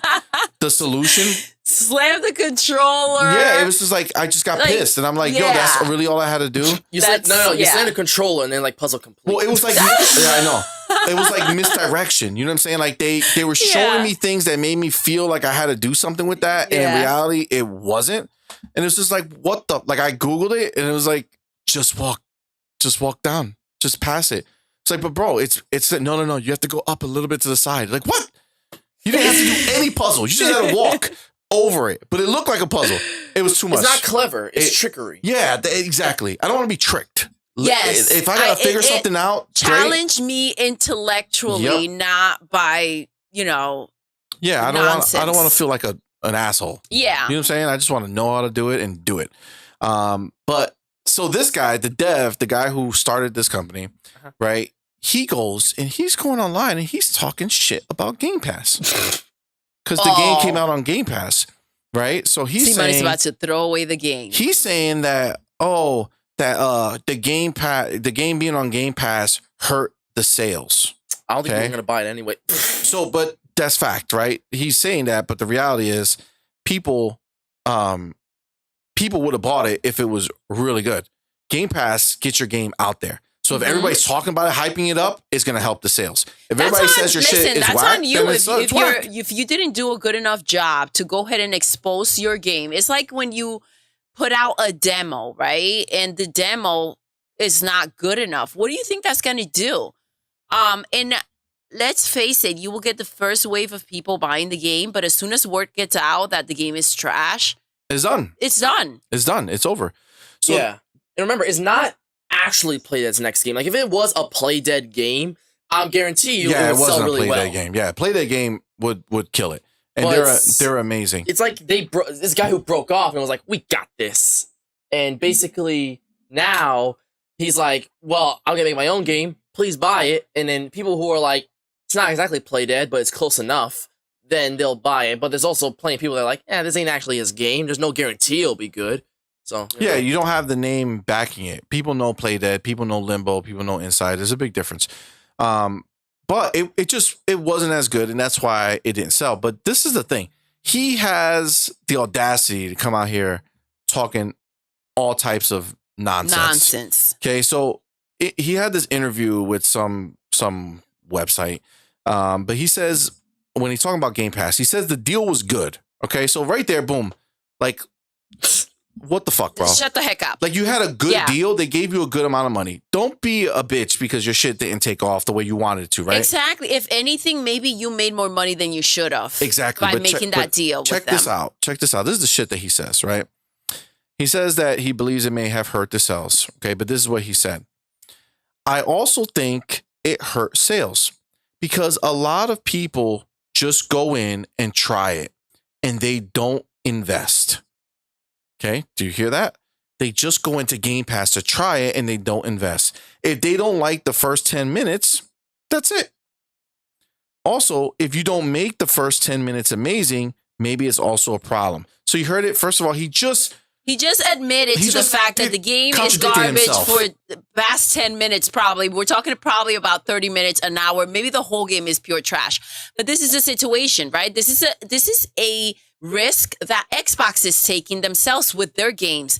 And you know the risk. They didn't make you make this deal. You obviously found it juicy enough to go ahead and take that money. So you can't turn around and come here and talk crap. That'd be the last deal you get from them. It should be the last deal. It should be the last deal. And just seeing how the game did not hold up, who knows how your next game is going to do. So I would have suggested that he shut his mouth and just smiled and waved, right? As he freaking cashes that check and potentially have more access to being able to make deals with Microsoft again. Dude, he's literally talking to me. I played it for that first 10-minute mark. Mm-hmm. Maybe I played it a little bit longer. But like once I got to that thing and it was like, this is kind of stupid. Like that was it. I was done. What do you think that if you're talking about people on Game Pass, already have Game Pass and they're just trying out the game, what do you think people are going to come out and say when they go ahead and they spend their money to go pick this up and it's trash? Yeah, exactly. People are just going to get more mad and you're going to get beat up even more. Really beat up. And, you're going to be talked about, right? Regardless. So he's not even done, right? So remember, he said that they don't like the first 10 minutes, they're gone. And then he did mention that, but maybe, you probably should try to make the first 10 minutes really great, right? But he didn't, right? Exactly. He didn't. And that's where the problem comes in. But he goes on to say, I think Game Pass is okay. It's not my favorite. My favorite is the old premium model. Listen to this fucking guy, what he says. Where I sell you on some video, on big images, and earn your $30. And then after that, I have to deliver. I don't need to get money out of you later. Wow. So listen what he just said. Yeah. Let me say it again, but I'm not going to read it. I'm going to break it down. So he said he prefers back in the day when he could make some trailer that you're like, oh, wow, that's interesting.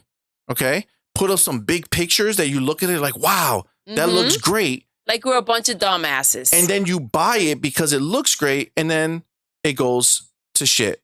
And he already has your money. That's a scam, essentially. That's exactly what he just said. Exactly. Like, he's like, I want to be able to scam people. And listen, if I made a good game, great. If I didn't make a good game, at least I got paid. Yeah, you know what I'm saying? like give me your money and whatever you feel about what I made, that's your problem. Not to mention the trickery going into it. Because I'm just going to show you the bada bing, bada boom, and boom. You already spend your money. So that's someone and that's a company I would never want to give my money to. Consider just based on these words. Oh, him. And this is why you have to take a moment before you go ahead and speak. Right? Make sure that what you're saying is correct. Agreed. Or how people are going to see it or take it or see you from it. 100% crazy. Agreed. I can't believe he went out there and did that shit. Like, are you that stupid? Literally, apparently he is. Makes no sense. And he's not even speaking, like, it's different if he's like saying that Game Pass screwed him because he didn't get paid and then, nobody played the game or some bullshit. It's just he admitted that the game wasn't great. He admitted that he got and he that wished money. That he was able to get the money from you guys first. Yeah. And what he's hoping is that there was freaking something he could have shown to just take your money and move on. Like, oh yeah, haha on you. You gave me your money and now you're out of it, but you stuck with the game. So Get the hell out of here, This is dude. what I think he That's saw. so disgusting. He saw how many people played it first day. And he did the math. Mm-hmm. And he said, fuck. If they had bought the game. If I would have tricked these people into just buying the game, I would have made way more money. All right, newsflash to you, genius. Okay, I'm going to break this down and try to follow along. Oh. This is the situation. Not that many people are going to play your game. The reason why they're opening it up and playing the damn game is because it is on Game Pass. And that was your only chance to get huge publicity.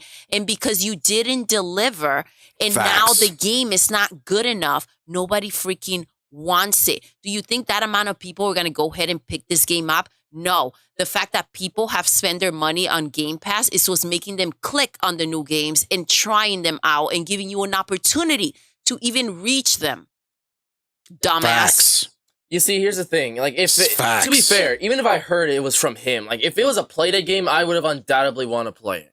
I beat Limbo and Inside. Limbo was really good. Inside was amazing. So I'm sure if they made another one, it would have been fantastic.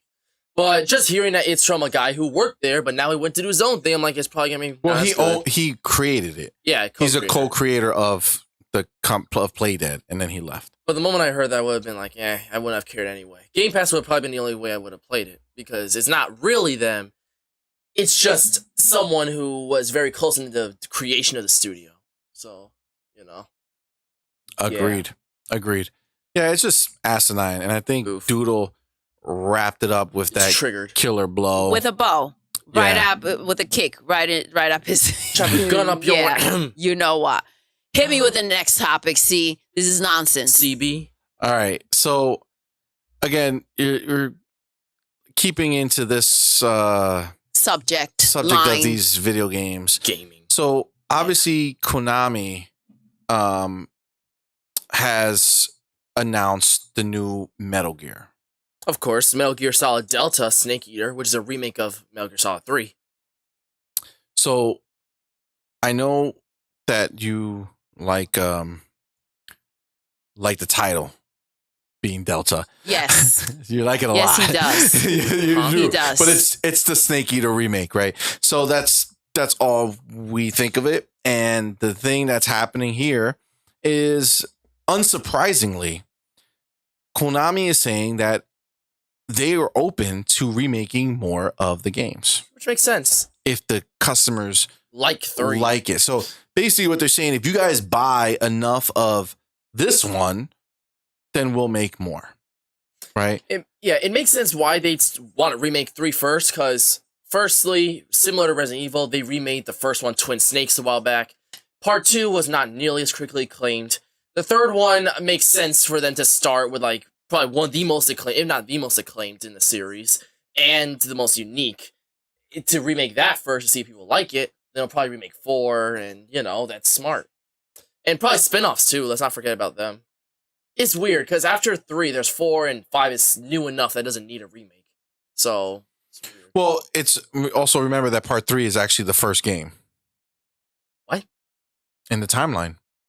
It's a prequel to Solid 3 is a prequel. It's the first game. Devil May Cry 3 was also a prequel to everything. Yeah. Huh. So they're starting with that one because story-wise, if you're going to pay attention to the plot, that's where it begins. Yeah. Right? So it's a smart thing to do, I think. And I think it's the one that the least amount of people played. Because I didn't play it. I know a lot of people I didn't play it, it, so no one yeah, played it. well, I mean, I'm the key demographic, right? So if I didn't play it, that shows that it's in that same ballpark where a lot of people didn't get it. It was different. It was not the same. Metal Gear Solid 2 was so hyped because of that first trailer that they showed. But then it was mainly about, like, this other guy. And then they changed Raiden it or and some gave you shit. Raiden, who ultimately ended up being a cool character at the end of it all. But at the In the time, beginning, you it's like, think we you're want playing Snake Snake. and you're playing as this other asshole. It's like, all right, that's a waste of life. But yeah, I mean, I think at the end of the day, I love the idea of remakes. It gives you an opportunity to bring a new game that was a classic and bring it back to modern audiences in a new way. Well, you gotta, like, for me, a lot of these older games are the first ones that came up with these ideas, right? That's just from back in the day. Of course. So you take the original and then you put like today's knowledge on it, right? So you make tweaks and balances that are going to bring quality of life to the gamer. I mean, you're taking these amazing games that are critically acclaimed and have huge followings from the past, and you're bringing it into today's world. I feel like every game needs to be remade in Unreal Engine 5. Pause. There'll be too many games at that point. Where does it end? Tetris and Unreal Engine 5. We have obviously what makes sense, but there's some bangers that back then maybe they didn't look that good, but still had great ideas that if you bring it out today, it's like maybe it had a there's chance. some great ideas that are out there. 100%. Especially in the 360 PS3 era. That was an interesting time where it was HD, anything could happen. A lot of technically advanced games that just didn't get as much attention because that's kind of what their identity was. And maybe in a new, like in this time, they'd have a chance. Absolutely. Like, look at Alan Wake. It took forever to get a sequel, but look at that. It did eventually. Yeah. Absolutely. Doodle, what do you think? Think it's a good idea for these remakes? I think so. I mean, there are fans of everything, right? Mhm. If it was something that was big at its time to remake it, I mean, they have to know the risks that they're taking, right? Of course. So let me ask you, any game that you could have remade from your past that you've played and loved, one game, Oh my gosh. Dang, what would it be? That's tough. I gotta That think is about that one. what are you trying to do here to us, see? The problem is that the best games, some of them don't even really need remakes. Like I Right? probably maybe what Like came to my head they was stand the test of time. probably what came to my head was maybe Mario Galaxy, but they remastered it and it looks brand new. So it's like, well, why would you remake it then? So then pick a different one. That's what I know. In my head, I'm going But it all back. goes Geez. back to Mario for me as well. I would say maybe. Okay, so which one? What would it be? That's the problem I'm thinking. Like most Mario games don't really need it. Like that's the No, thing. because it was a time and it still looked good for that time and you still play it and you have fun. Maybe that Mario Kart, the one that I you love Mario guys Kart Wii, the but double dash. That if they redid it and like re-implemented it, like take that idea, not like double dash again, but like double something. That's just bringing that idea forward. Exactly. I'm talking about I don't full think it remake. needs a remake. So let me help you guys I'm trying out to think, because you though. guys are Give us are a so juice, lost. I'm see? trying to think. Paige out here in the chat says she would have them remake Call of Duty Part 2. All the second right, one. all right. Gucci because the gooch. second one was amazing. It was on 360. That was the first one on 360. It was launch title. It was so fucking beautiful. And the smoke, remember the smoke? Babe, Yes. you sat there and watched me play that whole thing. I did. Yo, the smoke was like the best smoke I've ever seen in the game. I get that. Dang. You would throw the smoke on the field so you could make it across without getting shot. And the smoke was so heavy that you can just kind of get in there and just survive. It was so good. I It gotta was so think good. because a lot of the games that I think back to, I'm like, but there's no reason why they should be remade. Got one. Okay. Well, which one? Ghost Recon. Which one? The original that I used to watch you play. So Advanced Warfighter. That was dope. That was on 360. That was dope. Yes. That was dope. That was really good, actually. Mm-hmm. I would love, they should revisit Just that. Cause looked great for its time. The first one that they made. They're still making them, but though. yeah, but not the same.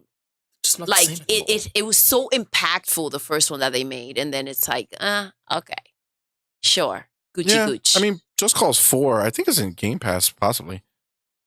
It's, they got a little crazy. yeah, they did. That's They- what I'm they have the saying. tornado They and, got like- they got a little out of hand. I can only think of sequels to older games. I'm having a difficult time thinking of like a straight up remake. I'm just trying to think. Sorry, this might take me a minute. All right, well, we don't have a minute. I'm just Hit saying- me with the next one. See, I'm just saying in general. Sorry. Yeah, so the remake is coming out, and I'm looking forward to them making more. Absolutely. Like I want as many as they can make, as long as they're good. I agree. All right, next. I know! Earthbound! They should remake that shit. Like, it's it's you still a good did. game, but they Yeah, should bring it back in yeah. a new light. Or That even will better, make Mother Madman 3. happy. They never localized it. Localize it, but with beautiful graphics. Hey, they could maybe do an HD 2D with, like, the Octopath style. That would be cool for Earthbound. They could do that. There we go. There we go. Or even hand draw it like they did with Advance Wars. Do like a hand drawn style. Shit. Okay, that's a good one. There you go. Got that out? Animal Crossing New Horizons. Well, that's point. That's the only one. I'm being funny, you like guys. Get the joke. They should remake it. Remake Breath as of the a better Wild. graphics. Make it 3D. Tears Make of the it 3D. Kingdom. Remake All it right, now. Next, Little Mermaid is out, Yes, it is. Yeah, it exists and it's in theaters. and it is it's selling hard. People are going out to watch this movie. Yes. Despite What's the numbers, man? 250 million globally, which isn't half bad. In fact, that's really good, especially for their Disney's live action remakes, which have not been doing as well after the pandemic. But this is a good sign. Despite its middling response to critics, people seem to like it and seem to be going. So that's good. Yeah, I'm really excited for it. I never got the problems that people had with the movie from the trailers and things like I that. don't know why. I feel like I always thought it looked good. I mean, me personally, I feel like the water just looks bland. Like it. I agree look with you, interesting. man. It's like, For me, watch the original. It's how lively. It's like I understand you can capture the exact magic of a cartoon and shit like that, but it's so much. Like look at Avatar: Way of the Water and how beautiful the water looked and how gorgeous everything felt. It looked alive. Look at Little Mermaid. They look dry. Like it doesn't look impressive. Okay, so I'm gonna give some inside take on this. Paige said in the chat, OMG, I saw The Little Mermaid and I hated it. Oh, wow. Okay, give us the juice, Paige. Tell us more, please. So I agree with Madman about the whole water situation. I felt the same way when I saw it.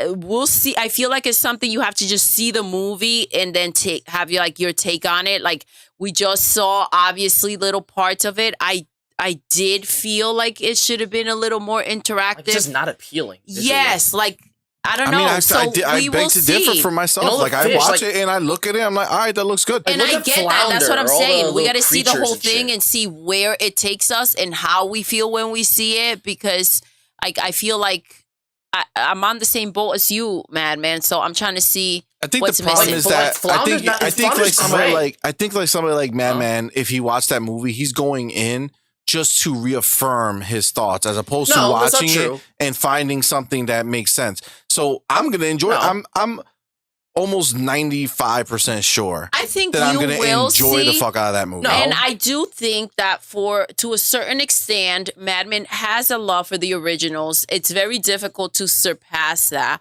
But let's not act like Disney didn't do the freaking Aladdin, which was pure garbage trash. The real life freaking Aladdin. Like even if you who didn't like the original was like, Yes. hey, I'd rather watch that than the live action. for sure. Feed me the original over this any day. Which one, thing the is- Aladdin? Yes, that was pure trash. But that looked bad from the beginning. Like Will Smith's blue now. Like the idea of it was bad from the beginning. Like they changed way too much of it. And I feel like You know what I'm saying? I think the Genie's just one of those things that it's almost impossible to capture accurately live action. I mean, Like, you I just tell can't you do right it. now how you can capture that live action. The Rock would have played the genie perfectly. The Rock's The Moana. guy can Wow. sing. He's not. He's I just Maui. said the Rock's Definitely not Moana. I know that Moana. was funny. Maui. Wow. He's freaking jacked like the genie. You know, you would imagine in real life, right? Again, he can sing. His charisma is beyond belief. I think he would have sold that 1,000%. The Rock would have been the perfect genie. Yeah. I think so, but he can't really like He can't play with his voice. not that Will Smith did either. So like Will Smith couldn't do it either. But like I don't know, Robin Williams. It's impossible It's to just so create hard to have. I agree 100%. And what They should they have just did a did, CG. what They they should have did a did with- CG genie. That's it. They Yes. should have made him CG. 100%. But what they did with Will Smith is that they adapted the genie To fit Will Smith. and they still couldn't fit him in as the genie. They had a much more higher chance to adapt it to The Rock and be able, yes, maybe he can make the voices, and we don't know. We haven't seen him in a situation where he can deliver that. So it seems like his work ethic, he would figure out a way to like really buckle down and deliver something close to it. But if they adapted the movie to him, it would have been a much better movie overall. Yeah, for sure. In my opinion. I just feel Aladdin had bigger problems. They didn't. Yeah. Like they could have gotten an Aladdin that can sing. That too. Ugh. That might have been a good The funny idea. thing is that the Aladdin star was actually talking shit about Little Mermaid and saying that watch it not even crack $1 billion and get a sequel because he's How still can bitter you- that Aladdin didn't get a sequel. Saying that they crafted something unique, and it's like, bruh, by unique, Are you you mean talking about the shittier. live action? Live action Aladdin, not Okay, soft well, wagner. but he's nobody. Exactly. He was Agreed. nobody before and he's nobody after, And that's guess all. what he's trying to do? He's trying to get attention Yeah. by saying nonsense, right? You make a People good didn't like movie it. and you would have another movie. Like, listen. Like, I'm surprised that the Jungle Book didn't get a sequel. Like, that was a Oh, good that remake. was great. Actually, I'd say it's better than the original. Yeah, but that was like a million years ago. Yeah, now. it was. Like, I'm and they saying that they that could've. was really good, though. That kid is like 32. You know what I'm saying? Like he's old as That's shit fair. right now. And Lion King, like, even though a lot of people shit Oh, I talk Lion love King, the Lion King I remake. feel like that- was perfection I feel to like me. they're too different to replace. Like, Lion King, the anime one has a different essence than the live action. That I'm not pissed at live action at all. But they I just don't need accept to it. replace, like, bro. It makes it feel like it's like almost watching National Geographic. It's so detailed. It's admirable in a different way. While I do think the original in certain paths, like certain like aspects, capture emotion a bit better, there is a sort of epicness to the realism of the live remake that I feel like they should just stand side by side instead of trying to replace one another. But I think that's A lot of people down. maybe that's something that you have to think about for I'm yourself. just talking about other people because Yeah, everyone's but- like, it's worse than the original. It's like, it's not trying to be exactly like it. It shouldn't replace it in your mind. It's just like, that's another way of experiencing the Lion King. This is unique to hear from you, man. Well, that's just how I feel. I think because about you're it. pissed at Fable. What's going to I'm not happen with pissed at Fable? You know what I'm saying? I But just this is the way. asked. I But was this is the way you curious. think about it, and then but the way you just said it is the way you should be thinking about all of this. They don't need to replace anything. They coexist. They're just separate. They're different. They're new, right? So the new Lion King is for a new generation of people to watch who maybe prefer looking at something like that. But the original Lion King didn't get deleted. It's not like they're like, no, burn every copy. Delete it from the digital stores. Lion King doesn't exist. You're right. They should be that way. Same reason that the Little Mermaid doesn't have to be the Little Mermaid from the animated Well, I'm movie. saying is that like It doesn't have to be the same. It doesn't have to look identical. It doesn't have to do any of that stuff. It just needs to be done well enough that it tells the story that they originally told in a more current way and have good music. That's why I think the Little Mermaid, like, I feel like that it doesn't do that. Like, like if they had something crazy, like, I mean, Avatar's like a different bar, but if they did something more unique with like its environment, stuff like that, or did like saying cool like stuff to make it immerse you more in the water and stuff like that, then yeah. But it just looks bland every time I look at it. Lion King, so a lot of people try to say it looked bland. But it looks so realistic. It almost like, wow, it's beautiful. It's like watching real animals, even though it's I CGI. love the Lion King remake. And I feel like that they excel at different things. And I think that with the other remakes of past, the live action remake, like Aladdin, didn't succeed in some dramatic way that the animated one didn't. And thus, it kind of makes you look at it like, why would I ever watch that? So it's kind of like, Well, Yeah. you watch. The only reason to watch Aladdin is to Mock hear how the bad it is. song. Speechless? Speechless. the funny thing is And that you the could one just go original look song, up the song and hear it. Yeah, they came up with an original song, and it was amazing. the only Love that original song. thing So about good. it that was good. But, It was yeah. so good. But everything else just wasn't good. And the reason why is because Aladdin couldn't sing. He has so many songs. He has so many songs in that movie, and you can't sing. I don't want to fucking hear you doing it. Yeah, I agree. And they made changes that Unnecessary. weren't better. Like they made Genie human sometimes turn into a human and it's like and have a romance with this chick and it's like why they had an epilogue Because it was Will prologue Smith, with his kids right? and So stuff like that. Will Smith wanted to have a bigger role in the actual movie as opposed to being the supporting role to this no-name actor, yeah, right? I mean, that's the reality. They try to if you make Genie the famous person, you're 100% taken away from. I mean, technically, Genie The was the Robin famous Williams person. was Robin famous. Williams was the famous person, but he knew his role in the movie. Yeah.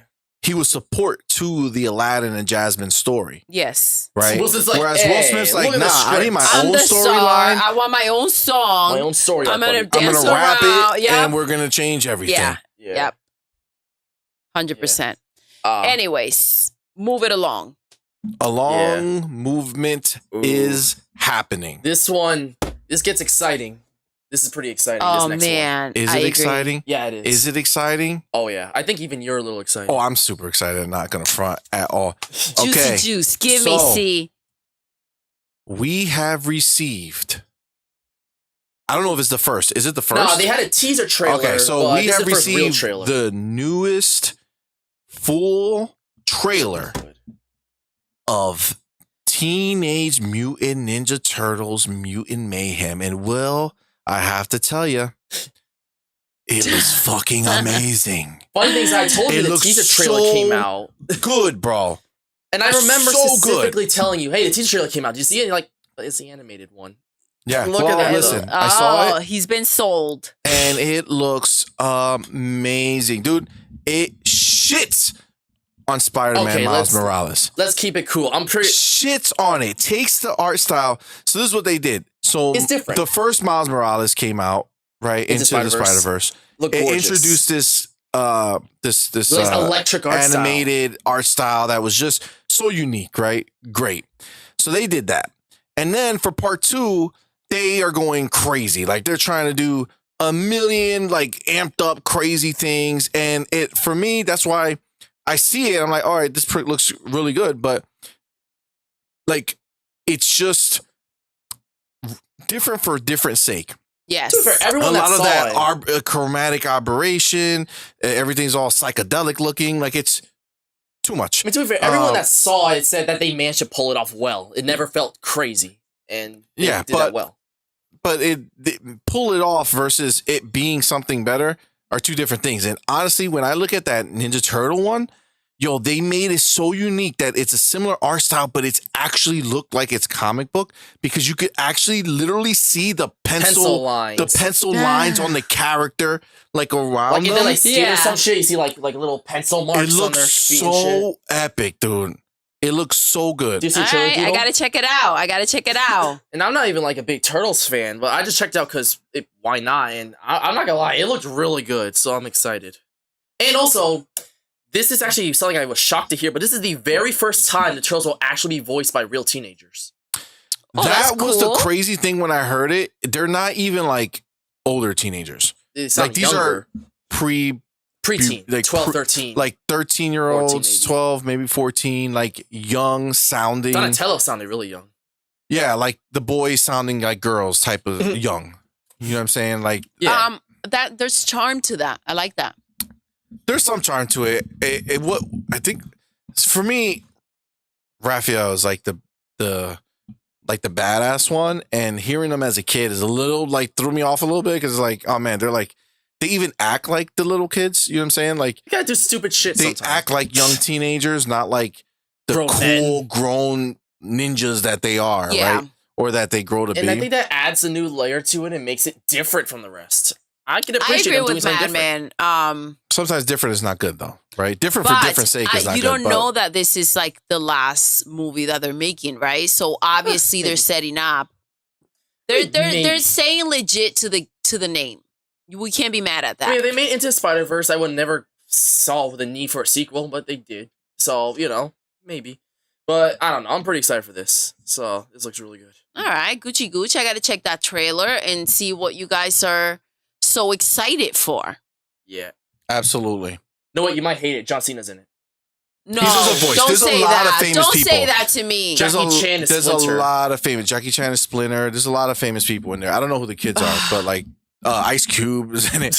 For no reason, but why not? It's pretty dope. It's pretty Okay, dope. but it's just voice, right? So Yeah, just voices, It's just not voices. like we're gonna have to see John Cena. John and I Cena's mean, face and cast. listen, I mean, he's not that bad. It's, Come on, it's he's- just like This is the thing. He does have movies here and there that Yeah. He was he's in Daddy's Home in too. Daddy's Home that too, bro. are That was amazing. funny. Yes, but he's not like the element I mean, I that heard makes the Peacemaker movie. was funny. Yeah, supposedly. Yeah. We watched like part of it and then we bounced. Yeah, there was some scene where he said like some shit about like fuck Batman or some shit or something like that. I don't know, but yeah. All right, so that's exciting. I'm down for the new trailer. I'm down for the new movie. I hope it lives up. I hope it lives up To to the our hype. expectations, because it looks really dope. Now, what did live up to expectations and surpass them, some might say, is the Super Mario Brothers movie has Yes. finally passed the original Frozen at the box office to become the number 2 highest grossing animated movie of all time. You like my echo? Yes, Yeah. baby. It's fun.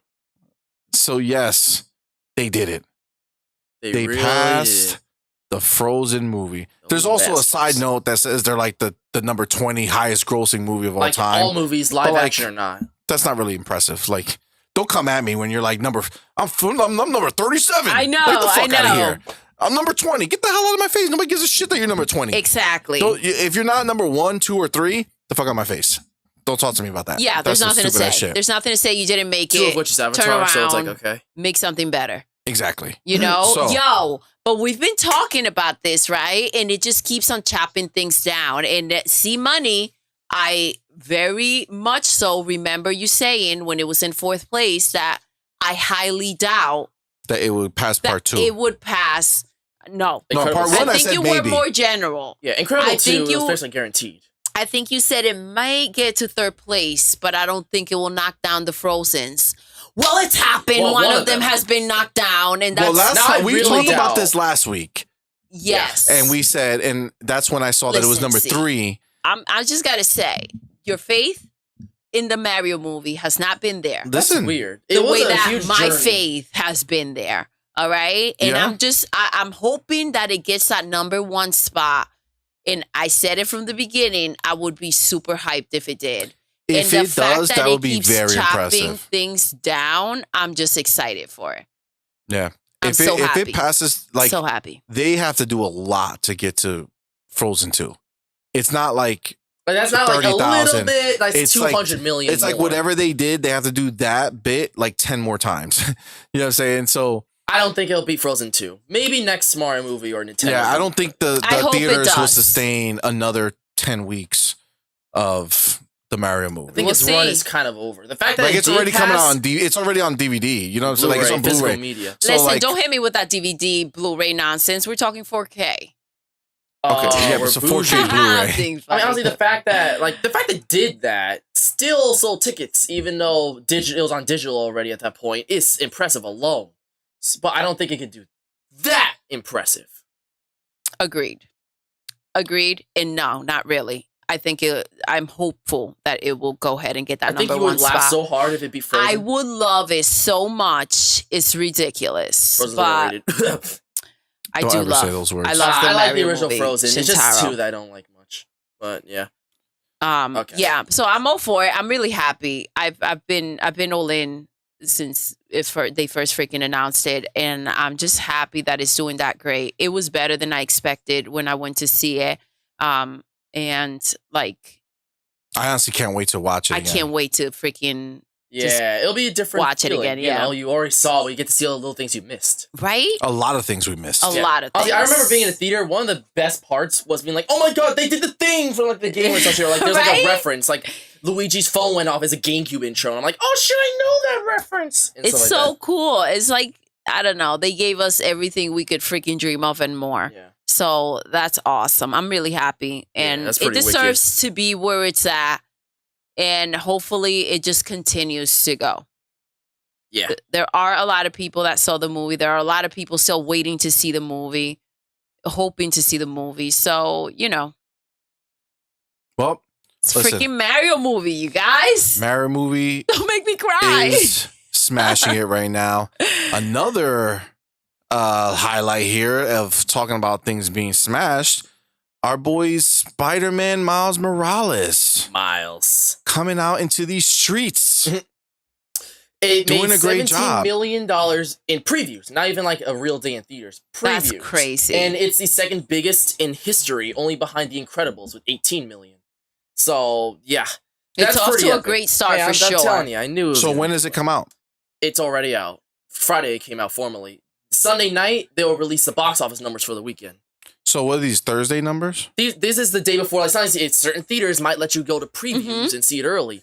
We did that with a big saw it deal. with No Way Home. That's how we did it. We saw a preview. That's exactly how Madman and I went to see Did we? No Way Home. Yep, No, and me and Madman it made only. You roughly the weren't same there. amount as No Way Home. Maybe a tiny less or maybe a little more, but right around there. So I have high hopes for its box office. How much did No Way Home finish at? Finish like a 1.9 billion. Nice. I think it could. I don't think it'll beat No Way Home, but it could be high. Like Dude, the last movie did 350 million. yeah, that's pretty pathetic. It's Okay. already So- like a quarter. Like it's already gonna beat it in like its first week. I'm sure. I mean, To be fair, it Maybe. made Let's- the original Into let's Spider. temper our expectations. Hold on. Our expectations, all right? Like all those people chill. who claim to love the movie so bad, Well, Into Spider-Verse they made didn't watch it. Into Spider-Verse made 3.3 million in its first day. This made 17 million. That's more than That's a big jump, quintuple. guys. It That's is. huge. It That's is. a big jump. We'll see. We'll see. I'm excited. I just think it's Listen, I crazy. just want goodness all around. It doesn't matter where it comes from. I hope the movie's freaking amazing. I hope the Little Mermaid's freaking amazing. The more good there is, the more good there is for us to watch, enjoy, and freaking play when it comes to games. Yeah, and this is awesome because you were mentioning how you're kind of sick of like Disney and like Frozen and all these Disney movies and they look the same. Exactly. Sony's doing Thank you. everything we want. They're being unique and different. Listen, we And got we got freaking Spider-Man. We got the Mario movie. I want more. Yes, there should be room for us to get, just and like I think we talk what the about. big deal for me is Just like what we talk about with video games, right? There should be a lot more companies making these awesome freaking movies and being in the game and compete. and being part of the game itself is cool.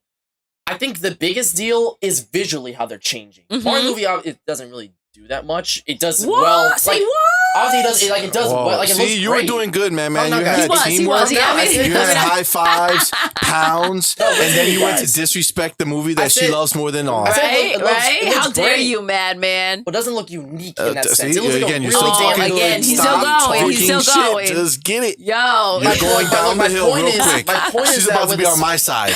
yeah. Keep going, man. Keep going. Wait, Let's get you're it back not on my doing it, side. man. You're you can't against- mess with. you're We can't against- mess with Doodle like Bro, that. goddamn.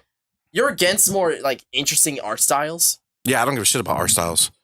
Well, I'm not looking at art. I'm watching a movie. It has to make me be excited. well, I mean, it's I cool. want realistic looking I shit. like That's this- what's exciting to me. They should co-develop. Like, I think it's cool when things are like that. But what I'm saying is that, like, I love how they released the Emoji Movie and now it's a shit show. But a year later, they released Spider-Verse and it blows everyone's minds. Sony is actually been the #1 like studio to do shit that's in Western animation. First of all, don't that put breaks Sony through and does. #1 together. Yeah. Okay?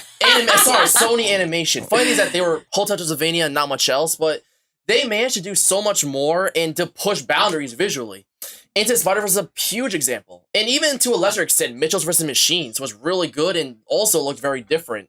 And Across the Spider-Verse is going even farther. And you see studios looking at that, like Puss in Boots Last Wish, which had that realism and blended it with a more bright and colorful palette. And they had a lot of techniques. And the Turtles, obviously, is taking the page from that book. And obviously, it's becoming huge. Like, for a while there, if you want something unique, you'd have to go to international affairs, like Persepolis or Akira or shit like that. But now, we're getting to a point where Western audiences are, like, in Western studios are starting to finally see that people don't want the same Pixar look. And that they're starting to release new stuff, and So, it's doing well. Let's and people are loving it. let's not talk so generalistic saying that people don't want the same look. No, you're wrong. I love the Pixar What I'm saying look. is that you I look at the prefer the masses. Pixar look. The fact that this looks good is fine. This is just a new way to make a cartoon movie. So the Mario movie, am I right? A Mario movie for sure. Yeah. Let's get 3D all the way, baby. Well, I'm not saying it doesn't have to be not 3D. What I'm saying is that when they do things unique like that, like give it a 2D-ish look, like look at Klaus. That's another example. How it looked 2D. Yeah, but movie made you're 3D. you're confusing a good movie and the art style. I don't say it has to be bad. It has to be like slow down, balance. slow Like, I'm not down, saying relax. It doesn't matter. The point is that the art style did not make it a good movie. But you it made could, it eye-catching. no, it didn't. made it visually enticing. I'm watching the movie whether it has that art style or not, right? Like, so it didn't do anything except be different for the sake of being different. It's not fixing any problem. The movie still has to be good. The story still has to be engaging. Everything still has to be there. The art style it's not like a video game. A video game, the art style genuinely changes how you feel because you're literally interacting in that world. So when you see things and you walk up to it and you're like, wow, that looks so real. You can't drop the ball with the You go to a game style. and it looks like shit or it doesn't look unique or doesn't look good. It's like, this is trash, right? This is not a movie is a movie. I watch it. I don't care what's on the screen as long as it looks fine. Which if that movie was if Spider-Man Into the Spider-Verse was in regular ass Pixar quality 3D, it would still be good. So it has nothing to do with it. It's just that they're trying to make themselves look visually different so that when people see it, they're like, oh, that's that movie. But now they fucked up because it actually is popular now. So every movie's going to start doing that. And then you're back in the same boat. Just like when 3D movies first came out, people were like, oh my God, 3D movies. Look at this movie. It's so amazing. It's in 3D. And then every movie's in 3D. There's no more Pixar movie because they all do Pixar quality movies now. Those movies will never die out completely. So living in a balance where you can have that, like 2D, I think is basically dead unless you're watching like a SpongeBob movie or some shit that will probably stay to 2D. Not even. But why does it have to be dead? It's just different. All I'm saying is that it's just more. I understand you don't care about that, but you gotta deny there's always an audience for something that's more interesting visually. Okay, having an audience for something versus being, you said, that nobody wants Pixar level 3D. Well, look at this. No, look at that's not theatrical true. box office runs. Pixar movies and Disney movies of late have been doing shit. But look at even like Cross the Spider-Verse as starting strong. Obviously, you see a lot more movies like Puss in Boots, stuff like that did super well. And they end up being way better successfully financially than these Disney movies of late. Let me show you something real quick. Show. You are trying to. I'm gonna speak in a visual language so you can think about it for a second. You are trying to tell us that Disney making some shit up from scratch with no prior knowledge of who these characters are and who these or what these worlds are. Okay. You are trying to sit here and make me believe that should be able to compete with fucking Spider-Man Miles Morales that everybody in the fucking world knows. Well, wait. Let's not be clownish, okay? Where's the clown emojis? Wait. All right? No, it's all it is, Miles. There's some clownish shit to think that Spider-Man, compared to Disney coming up with new ideas, there's nothing fresh about Spider-Man Miles Morales. It's an old character that everybody knows. There's nothing fresh about it. The fresh thing is that they made a movie. That's the difference. They finally gave Miles Morales a movie, but he's not some unknown quantity that people are like, what is this spider? Like, I'd never seen such a movie. Should we go to watch this in the theater? I don't think that MADMAN is referring to. He just compared Disney's movies that have been flopping compared to Sony's that look like this. So I think he's talking. Sorry. He's talking of the actual art style and getting something different than what we are normally expecting from Disney. Yes, and outside of talking about them flopping, right? Because she said that all the Disney movies that have been coming out have been flopping, but Spider-Man, look at it crushing. I do appreciate. Okay, here. So I have one thing that will tell you guys something. Wait. I have one thought. Let Doodle's dog come real out. quick. Because she gave birth to you, so she gets to do it. Thank you. So this is the thing. The one thing that I do appreciate is the fact that you did point out that Disney is just Disney. And I have been stating how I'm kind of sick of it. To be able to get something like, the Miles Morales and get something like the Mario movie out, it's just refreshing, and to have them do well two massive brands, Mario and Spider-Man, 2 known qualities. You cannot compare that to Disney trying to make up a new world and make up a new character to see if people will like them. Mario movie, no matter what, if you take out Mario from that movie, dead. Movie's trash. Nobody's going to care about it. You take out Spider-Man from that movie, dead. Into Spider-Verse, movie's trash. Like, it did good in the sense of movies in general, but it was a pretty shitty box office for a Spider-Man movie. Because it was a cartoon movie. But now people don't see it. It's just a cartoon. Obviously, I know you don't have to say and it. I agree that it's great that we come this way. But for the masses, the general people, most of these people who are going to see it are adults who are hyped up for this movie genuinely. And that, yeah, even I thought, admittedly, I saw Into Spider-Verse, I'm like, what is that? Is that a theatrical movie? Because animated ones are always relegated to DVD releases or side shit. So honestly, I didn't even know if it was a real Spider-Man movie. Now I'm very damn aware, and I'm very hyped to see it because it's a real Spider-Man movie. It's not looked at as a silly cartoon anymore. And look at this. Okay, but let's backstep for 1 second. Oh my gosh, why do we start these conversations, you I have guys? another point here that you guys are ignoring. Too long to get to the point. But no, look, for example, like look at this. You say art style doesn't mean shit. Look at this. Netflix, Sony, people made Spider-Man. They did 3 movies in 2021 or some shit. They did Wish Dragon. I don't know if you remember that one. They did Vivo and Mitchell's vs. Machines. Yeah. Now, Wish Dragon, no one gave a shit. Vivo, people like the soundtrack, but it didn't make any buzz. Mitchell's vs. Machines, that one people were talking about. It was #1 on Netflix for a little while there. It got Oscar nominated for Best Animated Feature. Even though the story is not the most mind-blowing thing in the world, it's kind of okay, the story. Visually, it's way more entertaining than any of them, and that's why it got attention. So you can tell that these like art styles are a big play now in what people are drawn to. No. So by the way, it's real not quick, true, because if the movie's not good, the art style doesn't matter, guys, dude. It's a balance. What I mean is that if the movie looked like shit, then people aren't gonna sit there and watch polygons on the screen. But movies don't look like shit anymore. It could. They could, are you but gonna watch Sharknado the chances because are very the story might low. be good, but the budget's like 2 cents. Calm down. If they took the same budget and put it towards regular 3D, then it would be identical. There would be no boost because of the art style. Nobody gives a shit. This is not By an the art way, museum. When people talk about Spider-Verse, immediately people say because that's all it has going for it. That's not all it has. That's what it has. We have a good story. God damn. Let Doodle go. Doodle, say it. So real quick, this has nothing to do with this battle that's taking place right here. Mm-hmm. But Wish Dragon, by the way, which was a Netflix movie, correct? Yeah.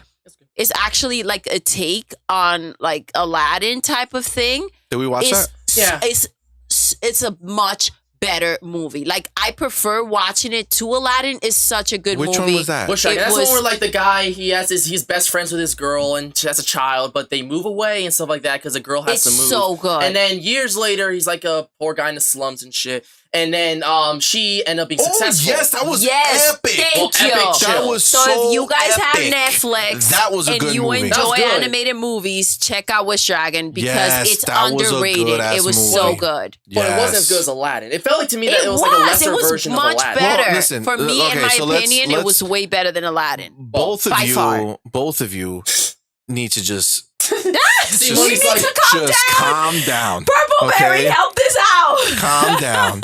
Aladdin is its own thing that does not to be compared to Aladdin these is new trash. movies. No, Aladdin No. set the story that Wish Dragon built upon. The protagonist It's of way that movie is easier. called Din. It's way easier. Aladdin. They're not even hiding it. It's way easier to see something and say, how can I make this better? Versus having to come up with that thing alone. Just like Into the Spider-Verse took 3D that already somebody worked hard to create and make and said, how can I make this different? And that's what they did. It's just a different look. That's all. It doesn't make you say, yo, did you see that art style? Well, what's the name of the movie? I don't know. It's just the art style that I'm going to go see. You're taking it really far. I don't want any You're being sound. super I don't literal. want sound. I just want to look. You're acting You're like being mad literal. You're Yo. acting like No okay, words. I'm not saying the movie Just doesn't looks. matter. What I mean is that what I'm saying is that it doesn't matter in the sense that it's not like I'm saying that the movie could be shittiest thing in the world, but it looks cool, so whatever. So then If you had 2 good movies, listen to this, listen to this. Yeah, good. If you had 2 great movies that were just as good as one another, identical in how quality it is, but one looks like your typical 3D animated blockbuster, and one set itself apart visually and looks spunkier, fresher, and cooler, people are bound to be drawn to the cooler thing. Why didn't you ask me? Why did you answer the question yourself?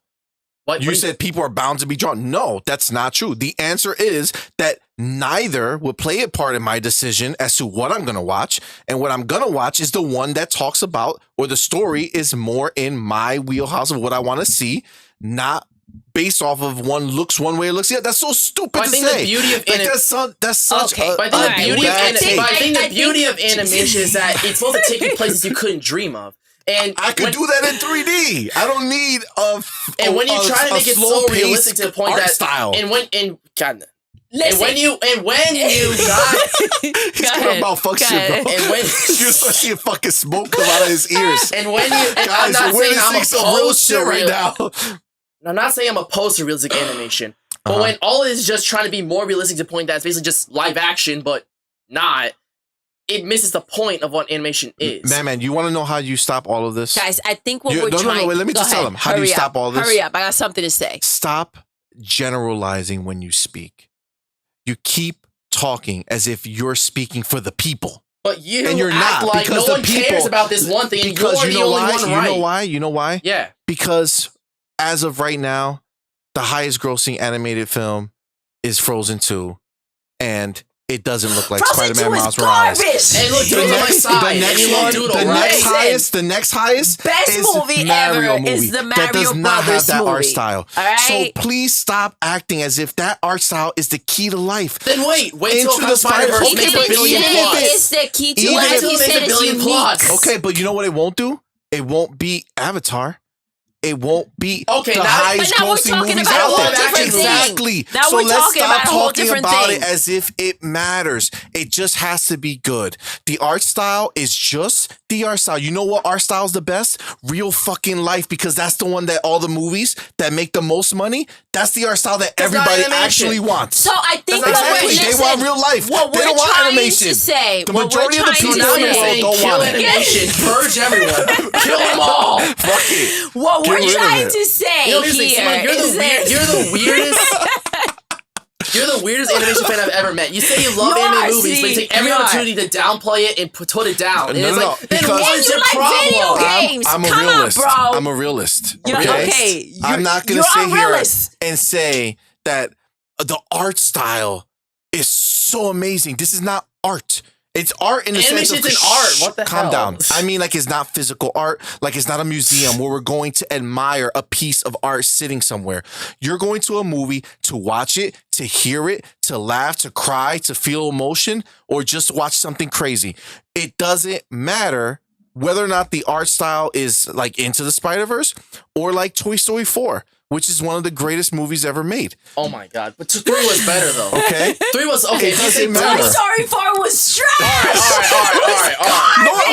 Okay, here's the thing. I think what we're all trying to say here. Go I ahead, understand how you can like 4, but like you gotta admit, 3 was at least as good. Like even if you think Toy Story 4 is a little better, you can't act like 3 was shit.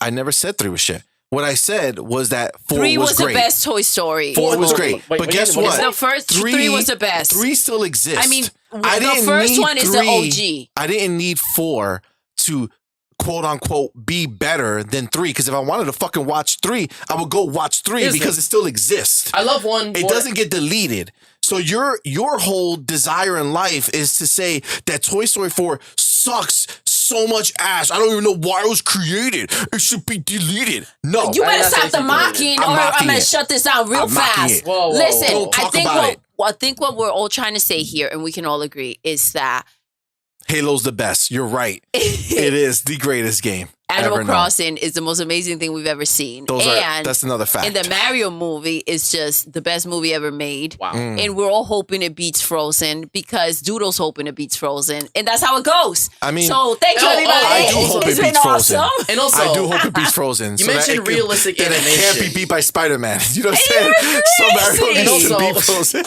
And also, you said about realistic animation, so where's Jujutsu Kaisen Zero Fall? That's not realistic looking. That's because I know what I'm watching. What the hell? 3D is not the same thing as anime. Okay? When I'm watching anime, I know I'm watching anime, so I'm not expecting it to look like anything other than anime. And I don't watch anime because it looks like anime. I watch anime because it's dope the way they do things. They do things different than all the other places because they have that Japanese influence and they make cool looking shit that most people don't think about.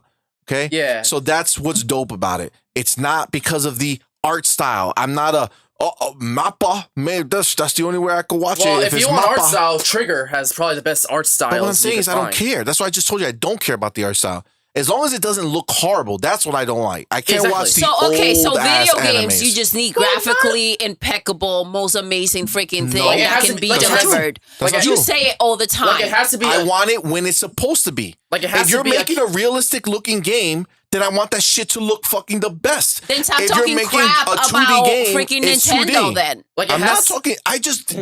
They're not bad. Listen, Nintendo is trying to make it look good. They just have Yes, their but they power. have their own way and their own art style. Listen, so you can't start and you sit here and try to didn't- compare Nintendo you- with Xbox and listen. PlayStation, which you do constantly. But you weren't part of the Nintendo part where they were battling, okay? You weren't paying attention to games back then. I was there. Nintendo tried to be the best. You shut your mouth when you're talking about my baby, all right? Okay, look, Leave here's the- Madman alone. Look, I didn't want it to be so simple, but look, here's the thing. I love Pixar a lot. Obviously, my favorite animation studio. I love what they do. All like from I like, know you do, from like baby. 95 to like 2010, their movies have been like amazing, all of them. And even they don't make good movies now. Like obviously, there's some of my favorite movies: Toy Story, Coco. They don't make good movies now? What the fuck, No, I didn't man? say that. I You didn't just say said that. even though they don't make good movies now. You literally just said those words. Hey, Turning Are you Red Soul. cracked out? You know what? Every time I try to bring, like I said, Turning Red was actually good. You guys are like, no, that was shit. What is Soul. that? Turning Red. You guys are trying to say how Turning shit it Red. was. Okay, Soul. so, You said that was homie, shit. homie. Anytime I bring a Slow down. Pixar movie to your Slow attention, you're down. like, hey, that was shit. Turning Red, we didn't like the story because of how they portrayed this young kid being able to act like there's some type of better. Out. He's like, They're God better. damn But by the end of Then- the movie, they then- realize then that the was parents. wrong too, and they find a balance. You can't have that pretend to be right the whole time. Listen, there's no balance.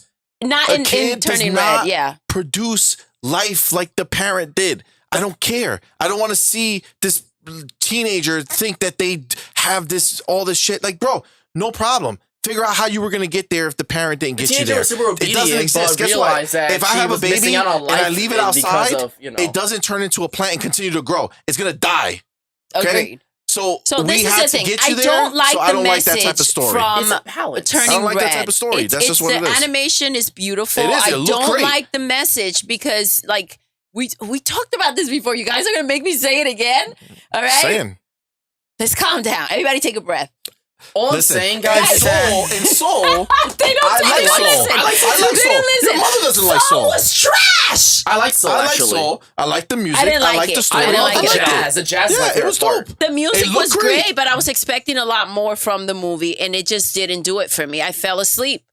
All right. All I'm well, saying is that's that I don't know how you could look at Spider-Verse and be like, what? Because I But just see, you're changing the situation. Nobody said blah. But what you're trying to say is nobody wants regular 3D anymore. We only want this crazy animated Spider-Verse look. No. He didn't say that. He He didn't literally say that. said See, He literally said I'll say that you can tell how much love they poured. Across the Spider-Verse had It over all has love, bro. they all had over 1,000 people working on Across the Spider-Verse. The You biggest think that's team the for any biggest- animated movie. Get the No, fuck it's the biggest outta team here. for any animated movie. Nothing Sony does can be the biggest. But it's factual. Look it up. Sony don't got the Listen, bank. see, It got Disney- Guinness World Record. Disney- that doesn't mean they Look, can't look. make a great movie or a great game. I didn't say they can't. because they don't have the bank. I'm All just right? saying that they can't have the most. They don't have the most by Across the definition. Spider-Verse had They have the the largest least. team for an animated film of all time in history. And it made like Facts. Mic $350 million. drop. No, that's Into the Spider-Verse. This is Across the Spider-Verse. That's because It's they're a different desperate, bro. movie, see? They're desperate. They're so desperate to make the new Spider-Man be something that they're sending every person. They have the janitor in that room trying to help them make that fucking movie. Oh my God. All right, that's the way they're doing it. They get every person. Everybody's kids are coming into work. All Everybody. I'm saying is that I get C Money's fight for realism. I do. I'm not saying I love Pixar. I love the place they have. But I would be a fool to say that I don't love seeing them do something different and unique and blending the I worlds of agree, 2D and 3D to 100%, make something Madman. that is visually enticing and pretty incredible to look at. Them being adventurous and doing things that studios at that point had not dared to do. Not That's- dare to do. You're making these people out like they're martyrs. This is a fucking cartoon that literally stops frames every second. It's look at me. This is the opposite of what we've been trying to do in life. We've been trying to make shit look smoother and realer. And you're like, you know what? Let's go back to where we barely can keep frames up in a normal scenario. No, but they did what they did was actually interesting to pay attention. If anytime Miles was like confident or he was like or like the end when he was Spider-Man, like it was be a smooth 20-something. But whenever he was in like trouble or panic or couldn't believe himself like that, his frames would drop to like 15 or shit and stuff like that. While Peter Spider-Man was at smooth 20 whenever he was spideying and shit. And it would drop at the moment, whenever the moment was worse, the environment would deteriorate. And that's the level of detail that they didn't have to do. But, you know. But all that sounds to me is uneven movie experience. I want to see something look the same. It's not jarring. Like, you could, like, it happens at points, it doesn't feel, like, jarring. That's the thing. What was that movie with, what was The Last Wish? Is that it? Puss Boots, they did the same shit. Okay. Whenever Puss in Boots was like, when death came over and shit, with like the whistle and shit. That was such a good movie, but I don't think it did that great, did it? It did great financially. It was way better than the first Puss in Boots financially. Yes, but I'm talking about like ranges of like Disney movies and like what we're seeing right now with Spider-Man, and we're looking at the Mario movie. It is great. Like it was for me, it was underrated because I didn't hear like amazing things about it, and I saw the movie, and the movie's freaking awesome. 442.5 million. That's not shabby. That's not shabby, but it should have done. I feel like it could have done better. Considering that I saw the movie and I thought it was freaking amazing. But we saw it on Peacock. Yeah, Peacock. And that's the thing. Like, okay, so this is and this is the situation. I am tired too of Disney being the only ones delivering this type of nonsense and shit. Yes, so like I am very excited. There's people needing to step up. It is their fault. We want competition. I mean, but that's not Disney's fault. They can't make other people make better movies. The other people have to make the better movies. And guess what happened last year?